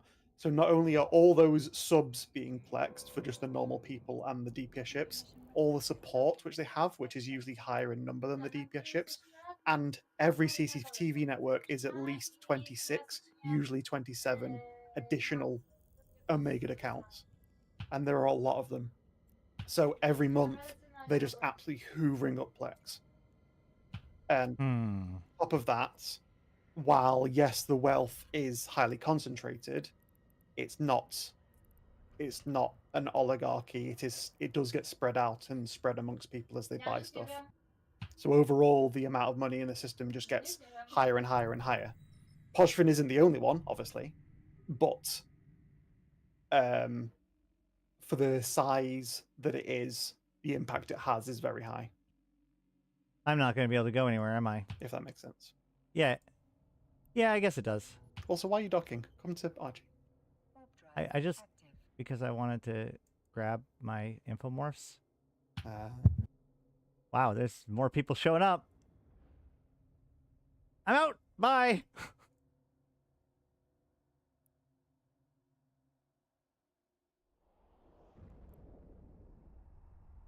Yeah, Senda was one of the places that I managed to stash my infomorphs. So since I was coming through here anyways, I figured I might as well pick them up. yeah, fair enough. So yeah, I just my point is that like I still would think that all of that, even though it does sound like big numbers, still is like smaller than the weight of a single null block. Or even subcomponent of a null block. It is, but it's certainly not zero. That's why I say it's a component of it. Yeah. Okay, that makes sense. Yeah, and but also just like, and obviously again, Pochven isn't the only thing here. And Oz is probably a lot better explaining this than I am. Like, I'm an accountant by trade, but I'm not an economist. Like, I try my best, but as more money enters the system, more money is chasing the same amount of products, and that will naturally increase the price. Which is Yeah. like when you saw the AT ships, and people like fawned over them, people were expecting like the battleship to be like 700 bill, and it's some people are bidding above 2 trillion. Like that's the absurd amount of money that some people have. Correct. Yeah, Um, yeah, yeah. Oh, yeah, totally.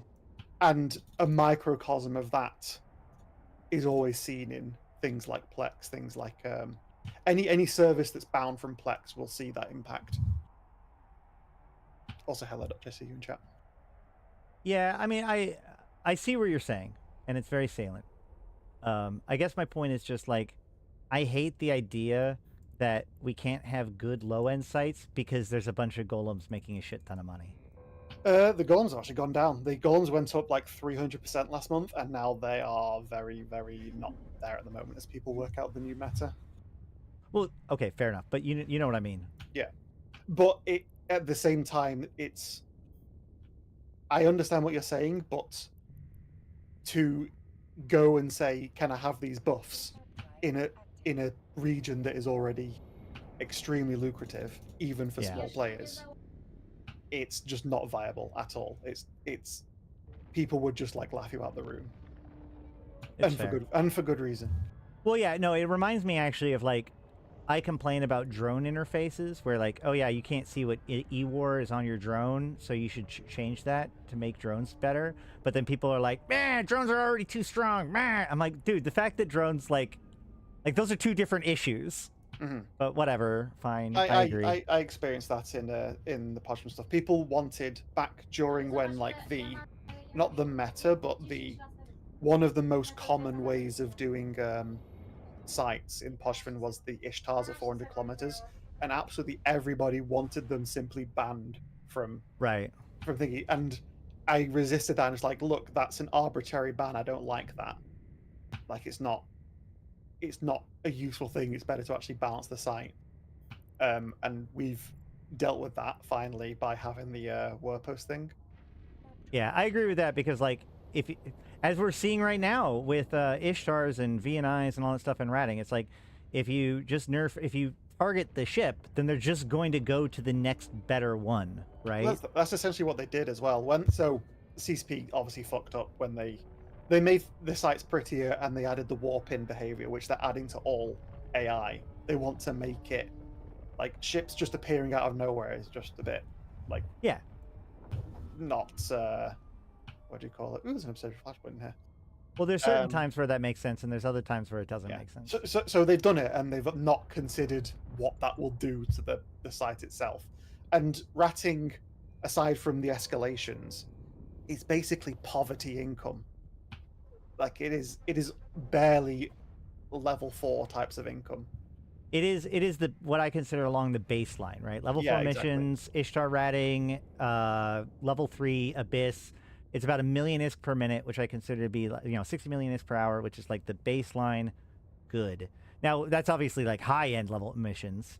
Yeah. Like Marauder missions, but yeah. Yeah, but the effect of as soon as they did that, well, not nerf, but they didn't mean to nerf it, but that change messed it up in 2 ways.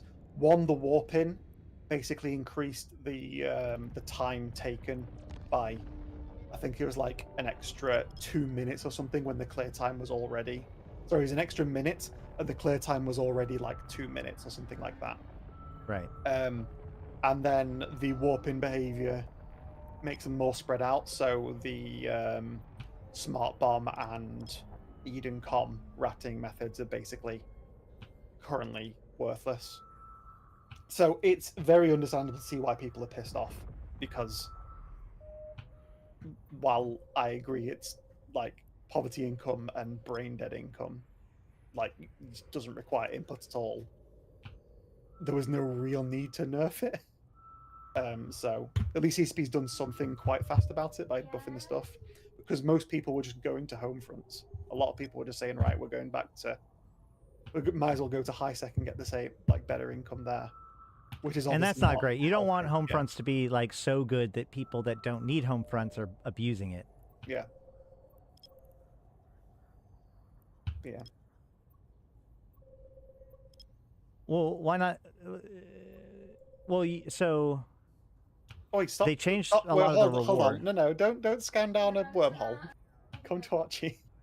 Ah. I Okay. better show off. But yeah, it is also funny that the Revenant expansion is basically just now the Podrian expansion is like, it's my patch notes and almost nothing else. Everyone else is just like slightly annoyed.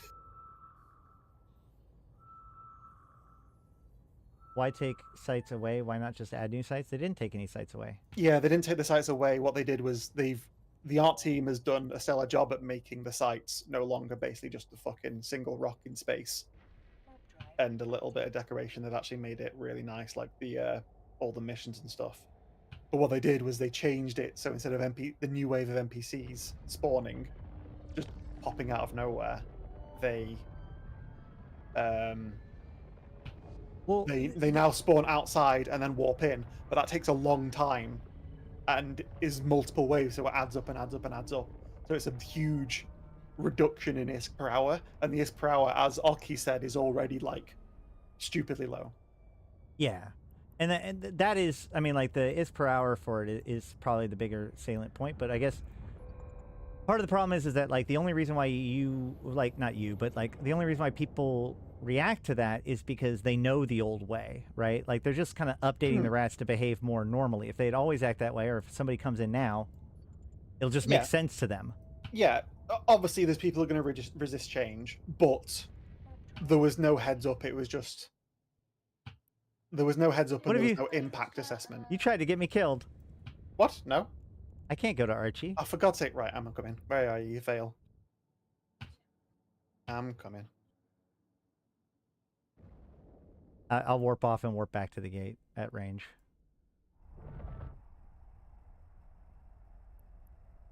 Yeah, but yeah, it is funny. Like this expansion has been 2 ships, a new system that hasn't fully come out yet, pissed off a load of people in nullsec, and then there's me and Podrian just like tearing it apart and putting it back together in a better way. Warp drive active. It is very odd how, like, most expansions come out and then like the rest of the expansion comes out a little bit later, but I have never felt an expansion feel quite as half-baked as this one. I assume there's something coming later, especially with the trailer that released. Yeah.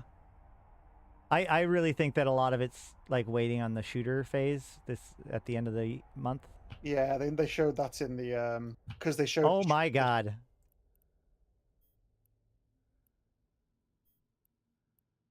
What? Oh, you've seen me. That's why. Look at this dude. We have on the nose. It has. I'm finally hit the 10th kill mark.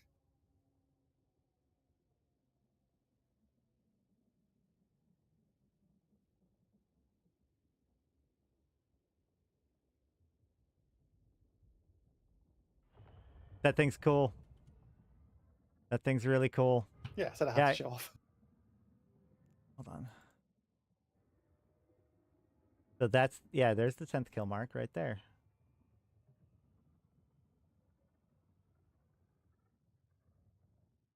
You have too much money, man. Not anymore, I don't. Well, there's that. To be fair, I actually got this cheap because I ordered it early, so it was a trillion skull. Yeah, that sounds about right. That's what we were predicting it was going to be. That thing has so many cool little lights and doodads and stuff. Yeah, oh my god. When you speed up it, so everything goes off. Even after it got nerfed, it's still an absurd shit. This thing, the arty cycles on this in like 5.5 seconds. And I also have a warp disruptor that goes out to. It's not even a good warp disruptor. It goes out to 70 kilometers. You have a different definition of good than the rest of the Eve. You know that, right? Okay. Also, if I try and repair it, so I just did an overheat of my prop mod. It just damaged the warp disruptor. That is 386 nanite paste to do that. It's fucking ridiculous.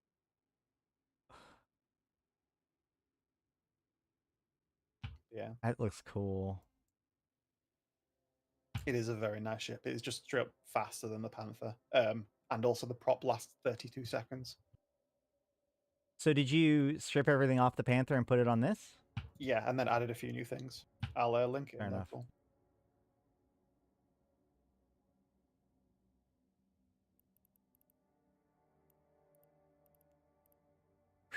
Oh, and also That's- one of the gyros, because I got onto CSM, I said if I got elected, I will roll one of the gyros. I will Uh-huh. roll a Toby gyro, and I was expecting it to brick, but I got this instead.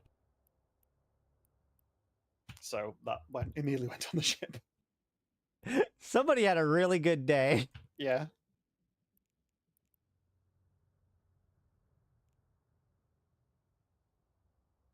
Unstable mutaplasmid on a Toby gyro, almost maxed out. That's fucking wild. And it had green CPU as well.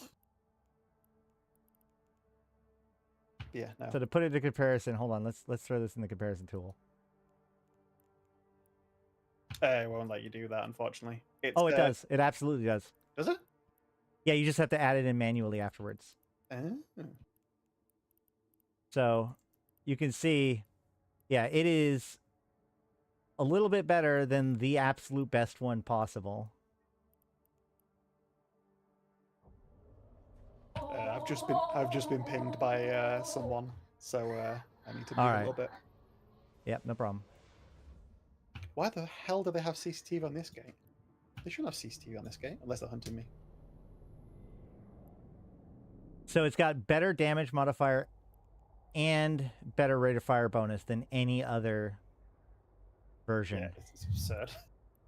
That was a 31 bill roll cost. Not the lowest CPU though, so I also room for improvement. Yeah, I also decided to yeet another Podfin Dread that night, and I fought non-stop for 2 hours, or like most of the time alone. That existed across 3 grids because I got to warp off 3 times. I need to edit that video actually. But yeah, no, it's been a very interesting and fun few weeks. Like I've gone Sounds fun. Having to like beg and cry and like goad people into getting stuff in for Podfin, and then in the past few weeks I've done more stuff than I've done in the past like 3 years. I like how you have the title "The Most Terrible Guy in Podfin." Oh yeah, that was from the first video. I think I also have Yep. Yeah, I think Beta gave me Podfin Al Gaib as soon as I got elected as well. Yeah. Well, thanks for dropping by and no worries. sharing your thoughts. Are you gonna try out the new sites that I've made? The complete redesign of the mobile labs? That is no longer just a MAR? What? The mobile observatories. The biggest, the faucet of Podfin. The dread sites? Yeah, they've been completely redesigned from the ground up. Everything's changed. Yeah. I mean, maybe. Well, not everything, but I do appreciate the smaller sites, so let me know when those get updated. I don't want to compete over the bigger ones. Yeah, I need to wait a few months for the MER to like. Well, yeah, totally. To prove that what I said has come true will come true, and it should do. It should be about a 20 to 23% reduction in the faucet based on what I'm seeing so far. Also, because 40% of the payout, which has been reduced, but 40% of that payout is now stealable. So if you pick it up and you don't drop it off, you can die. And some people have died so far. So that can, one, make it change hands a bit more frequently, and people can try and steal it. It's an incentive for people to actually fight inside. And if you die, there's a chance that gets destroyed, which then doesn't appear in the faucet.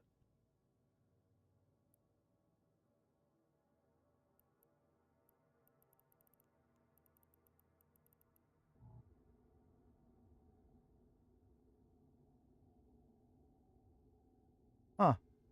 And currently, based on what I've seen so far, is why am I hearing myself? Oh, your video refreshed.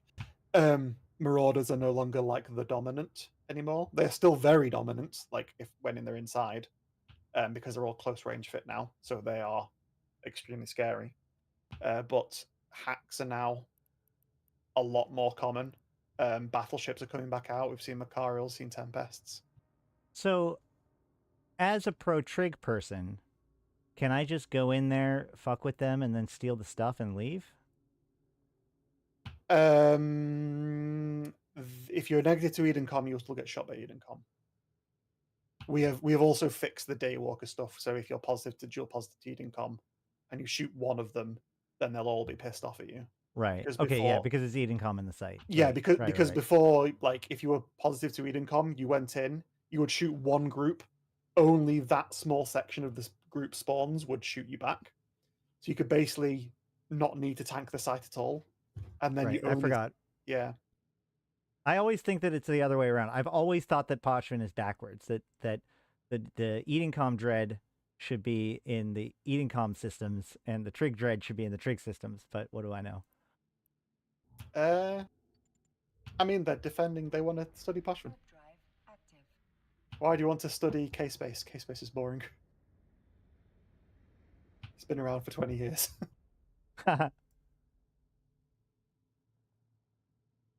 I do really like the idea that it's stuff that's droppable, that's stealable, that's destroyable. I think that's going to help a lot. Yeah. And it kind of makes sense with the lore stuff too, because I can basically, the trigs will pay you to destroy Edencom because fuck Edencom. And then you have this data, and trigs don't really care about it. So if you actually want to go and sell it to Edencom, you can. Oh, so trigs don't buy the new commodity? No. Basically, you have to go into K-Space. Nothing. It can't be sold in Poshvin because that would make it far too easy. There's almost Got it. It's almost basically the same as like an ISK payout at that point. So you've got to go to Concord, SEC, DD, those types of stations like your Lion stuff, and they'll buy it. Right. It also means that ooh, Ishtar fleet. Ishtars are out. That's the first Ishtar fleet I've actually seen since the patch. Well, they got to do something with them. Yeah, most people are doing Munins and stuff. The Munins kind of disappeared, and Serbs are like really, really common now. But yeah, it also means that as like the prime joke, Siegeling is like officially back in a non-bullshit state, like I originally promised years ago. Because when Siegeling was like at its peak, and we were like absolutely cleaning out everyone, and I said like Siegeling doesn't need to be deleted; it just needs to be made not bullshit and actually counterable. And now we are in a position for that to be possible. But you're talking about just actual can theft. Yeah, actual theft, not shoot a wreck or rep someone and be 10,000 kilometers away. That's no longer possible. And that's the way these sites were always from the very, very beginning. Like, no, you mean these sites? When they first came out in the invasion content, you could absolutely Seagull. No, Everyone. What I mean by that is like to the top tier invasion site, whether it was the World Arc and then finally the Dread, like the theft component of that gameplay was built into it intentionally. I had many conversations with CCP about the balance of that. Yeah, so the reason Seagulling was allowed in Poshvin is because the mechanic allowed people to just hot seat in and out of the content invasions without having to go to a fleet. That's why it worked. Right. Like it wasn't new to Poshvin. It was just as soon as the sites got fixed, we realized that this was possible, and everyone else has seemingly forgotten about it. Well, what I'm saying is that like the way to disrupt them was always supposed to be stealing the stuff, not just being on the payout. Yeah. Well, no. Well, the opposite side was back then. Those flashpoints were, it was a combined flashpoint. It was both accelerator and observatory, because the outside site determined what happened inside. Remember? Yeah. But what I'm saying is that, like, if someone was going to come and ruin your day while running these sites, most of the time it was because they stole the loot. Like, that was a Yeah. component of it. We had people that would come in while we were doing Zoria's challenge in World Arcs and try to steal the loot as soon as we killed the Zoria. Yeah. And it's 'cause actually why the Dreadnought has, like, the no warp thing around it, was to make that interaction of theft. Because they were just, like, going in there and, like, a interceptor, grabbing it and, like, warping off before anybody could do anything. Yeah. And we've replicated that in the new site as well. Well, the refresh site. So the obviously the Dread has the no warp zone, and the Wreck we've also put the no warp zone on. So Has it, but none of this affects the one in K-Space, right? No. Like, so the people that are pro eating comms can still just do whatever they do. sorry, I'm just choking on a no. 1 second. Don't die. Accelerator flashpoints haven't been touched. I keep on being frustrated that they keep on touching the trig side, but not the eating com side, because it's. I want to go and look at it, but I simply don't have much exposure to it because I've never like done them in K-Space. Well, the thing that bothers me is that they just, like, really buffed up going after Werposts and took them off the gates and everything, but then they left Gunstars alone. Yeah, Gunstars are quite cancer. But to be fair, Gunstars weren't shooting new players. Yeah, I mean, consequences for my actions, I suppose. Yeah. But yeah, like, I do want to look at accelerator flashpoints at some point. The first thing I want to do is I've been asking for years and years and years, and hopefully I'll get it soon. No idea if I will or not. Is splitting out the trig MER, because when everyone's looking at it saying, oh, 23.3 trillion is Pozhrin, it's actually not. There's a section of that that isn't Pozhrin. Part of that's accelerator flashpoints and minor victory stellar deployments. Right, yeah. But we don't know. We don't know what amount that is. I've got an estimate of what it is. I don't know if it's a good estimate, because I'm assuming that accelerators will be about 1 trillion, because it was about 500 billion when we did a big survey a few years ago, and because they're so spread out, it's hard to chain them. And the stellar ones are very easy to chain, but their primary payout method is LP. That's where their value is. So I think that's probably 500 billion.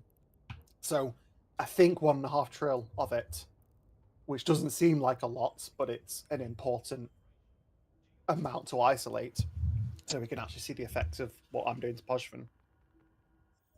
So hopefully at some point that will be split out in the MER.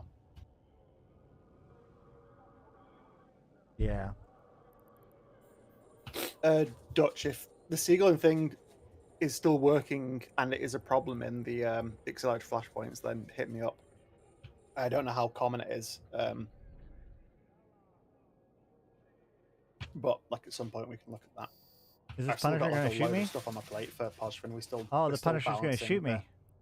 Current system. We've done one like bounce pass so far, and I put something in there that was monumentally stupid that everyone hates, and I now understand why, and I'm very happy to take the L. Which is much is this I shit? made the double damage pylon immortal. That's- It was very, very, yeah. very unpopular decision. Not a great idea. You know, we got a guy concorded on that once. So we're still looking at Oh, tweaks. that's right. I need to push to talk for you to be able to hear me. We had a guy concorded on that thing once. But yeah, I can definitely see how that would be not popular. Yeah, but we'll probably get some tweaks in at some point. I'm not sure when. And are you being scrammed by someone? I am being scrammed by somebody. I'm trying to decide whether or not I want to go for it. That is absolutely bait. Docking request accepted. Well, yeah, it is. I would say I could come and shoot him, but you're into a Dixie. Yeah.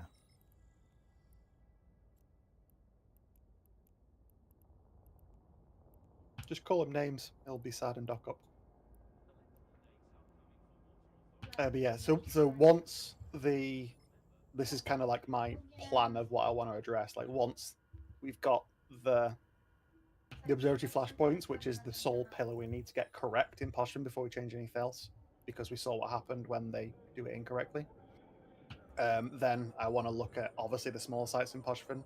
I want to look at the LP store, which is a fucking joke at the moment, and everyone knows it. I don't have a And scram. then I don't have a wanna- scram.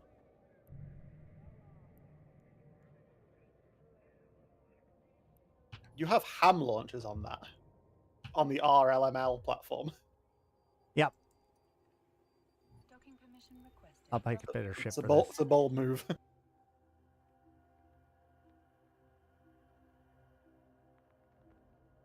Yeah, and then once LP store, like LP store is a big ask, so I have no idea if I'm going to get it or not.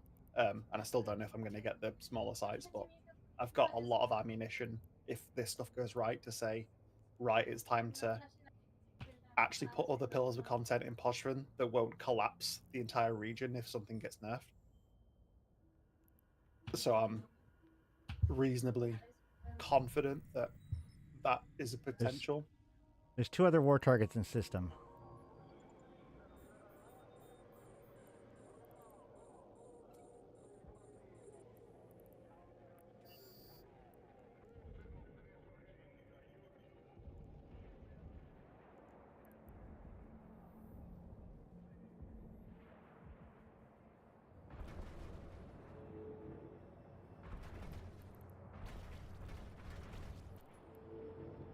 There's the battleship.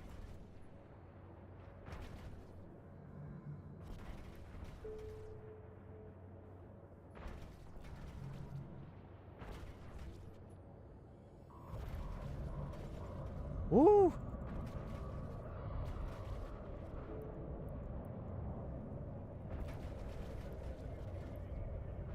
Yeah, that's a hell of a Punisher. Just bait. Yeah.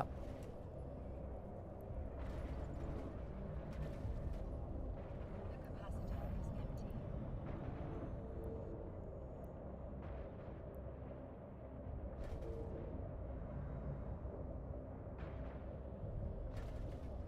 Oh boy. Nope. I'm dead. Rip.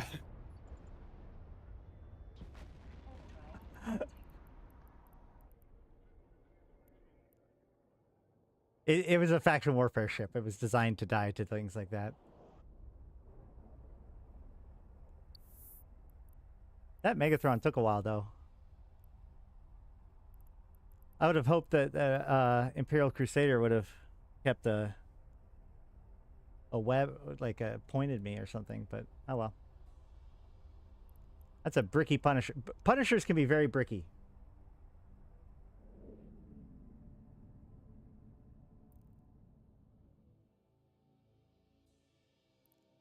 Do I even have implants in? I don't think so. Oh, I've got that.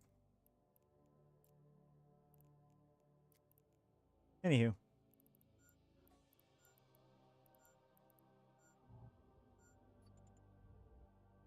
Let's see if I can dock back up before they get me.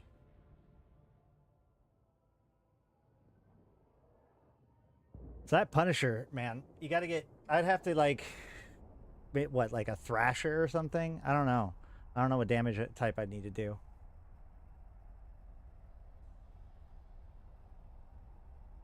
I definitely want to get away from it, though, with that Megathron's blasters.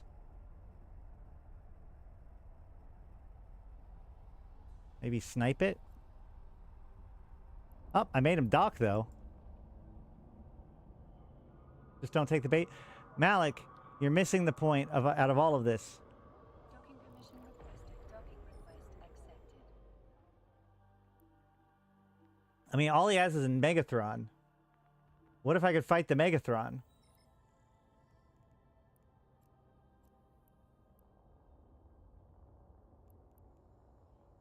This thing is definitely not fit to do anything. Yeah, no. I don't have anything against the Megathron. Oh, well. All right, well, I think... I'm probably going to wrap up EVE Online stuff right now. We might be able to talk a little bit about Galaxy Conquest, but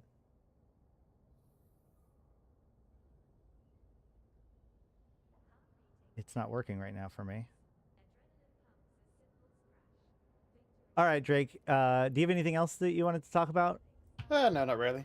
I was just jumping on to just talk about stuff. How's your Sure. how is your amazing mobile adventures? Because I got bored of that very, very fast. I got about 7,000 encrypted infomorphs total so far. They reinforced it yesterday. I definitely want to wait till it's fully released to play around with it too much more. Isn't it fully released?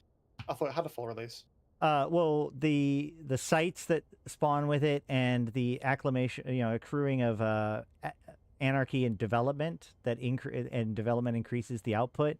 None of that's in the game yet, so it's just a flat 80 to 110 or so infomorphs Oh no, every I was on hour. about the mobile game. Sorry. Oh yeah, the mobile game is good. What? It's awful. Yeah, no, it's great. I've been having a blast with it. And honestly, the videos that I've put out for it have done really, really well too. There's actually a lot of interest in it. It just like, to me, it's just like a very poor, like Skinner box version of the Lord of the Rings mobile game, which was just like received really poorly, and it's like it's less content than that. I haven't played very many of those kinds of games per se. I played like the zombie survival game that was kind of like this. If you want one that what it could be, like, is a genuinely good game aside from the fact it's mobile and therefore horrifically pay to win, is Infinite Lagrange.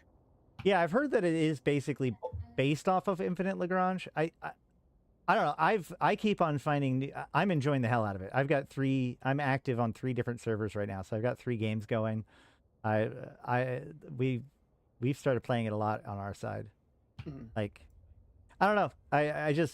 I'm a big fan of like strategy games and stuff like that, and the idea that it's like a real-time strategy game that plays out over the course of a month is kind of cool to me. It works for me. I get that there's a lot of people that don't necessarily like it. But the more I dig into it, the more I find it enjoyable personally. I think it just needs a lot more content because with the season, that's fair. At the moment, it's just join a corp, level up, get a station, get a station, get a station, get a station, new season. Well, yeah. I mean, we've been fighting over some territory, but yeah, there is a certain amount of like snowballing and stuff that just like naturally happens. So, like on our server, we've kind of gotten to a point where we've crushed everybody who would be against us, so it is just kind of catching up on stuff, but I don't know.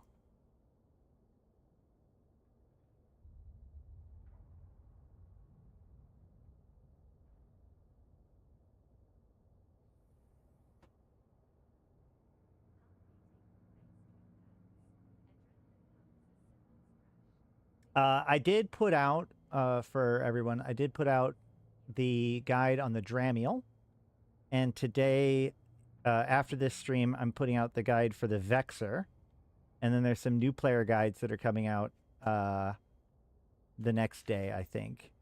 I was going to go a little bit over like combat and fights and stuff like that today, but I feel like we've already talked a lot about a lot of different things, and my brain isn't quite organized enough to present that information yet.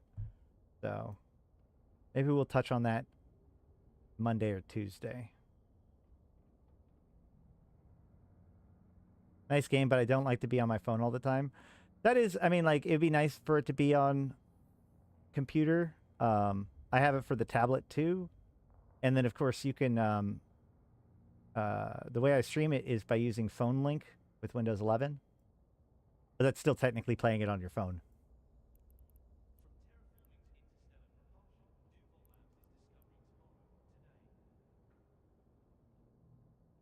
Let's see. Anything else we should discuss today?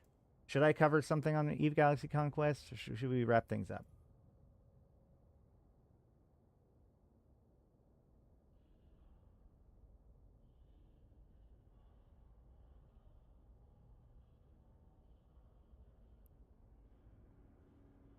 Let's see. Where did I post? I'm having a bit more stability through Nox Player. Oh, that's cool. Google Play has a beta for their own desktop solution that is in beta. Should see it in there in a couple of months. I hope so, but they don't even have echoes on there yet, so...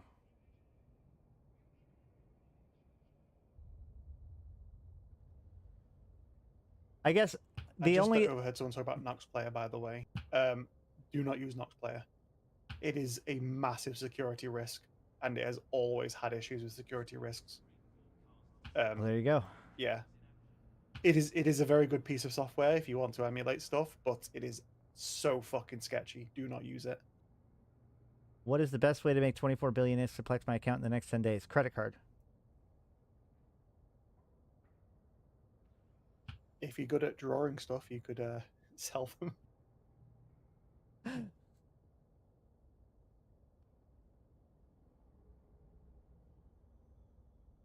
I'm trying to think of like 24 billion ISK in 10 days. If I had to make 24 billion ISK in 10 days.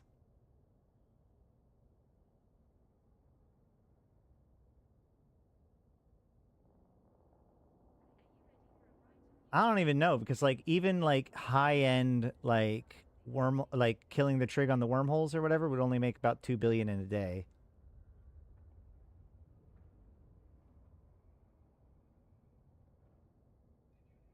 T5, T6 abyssals would probably be up. I mean, like that's going to be one of your better solutions for sure.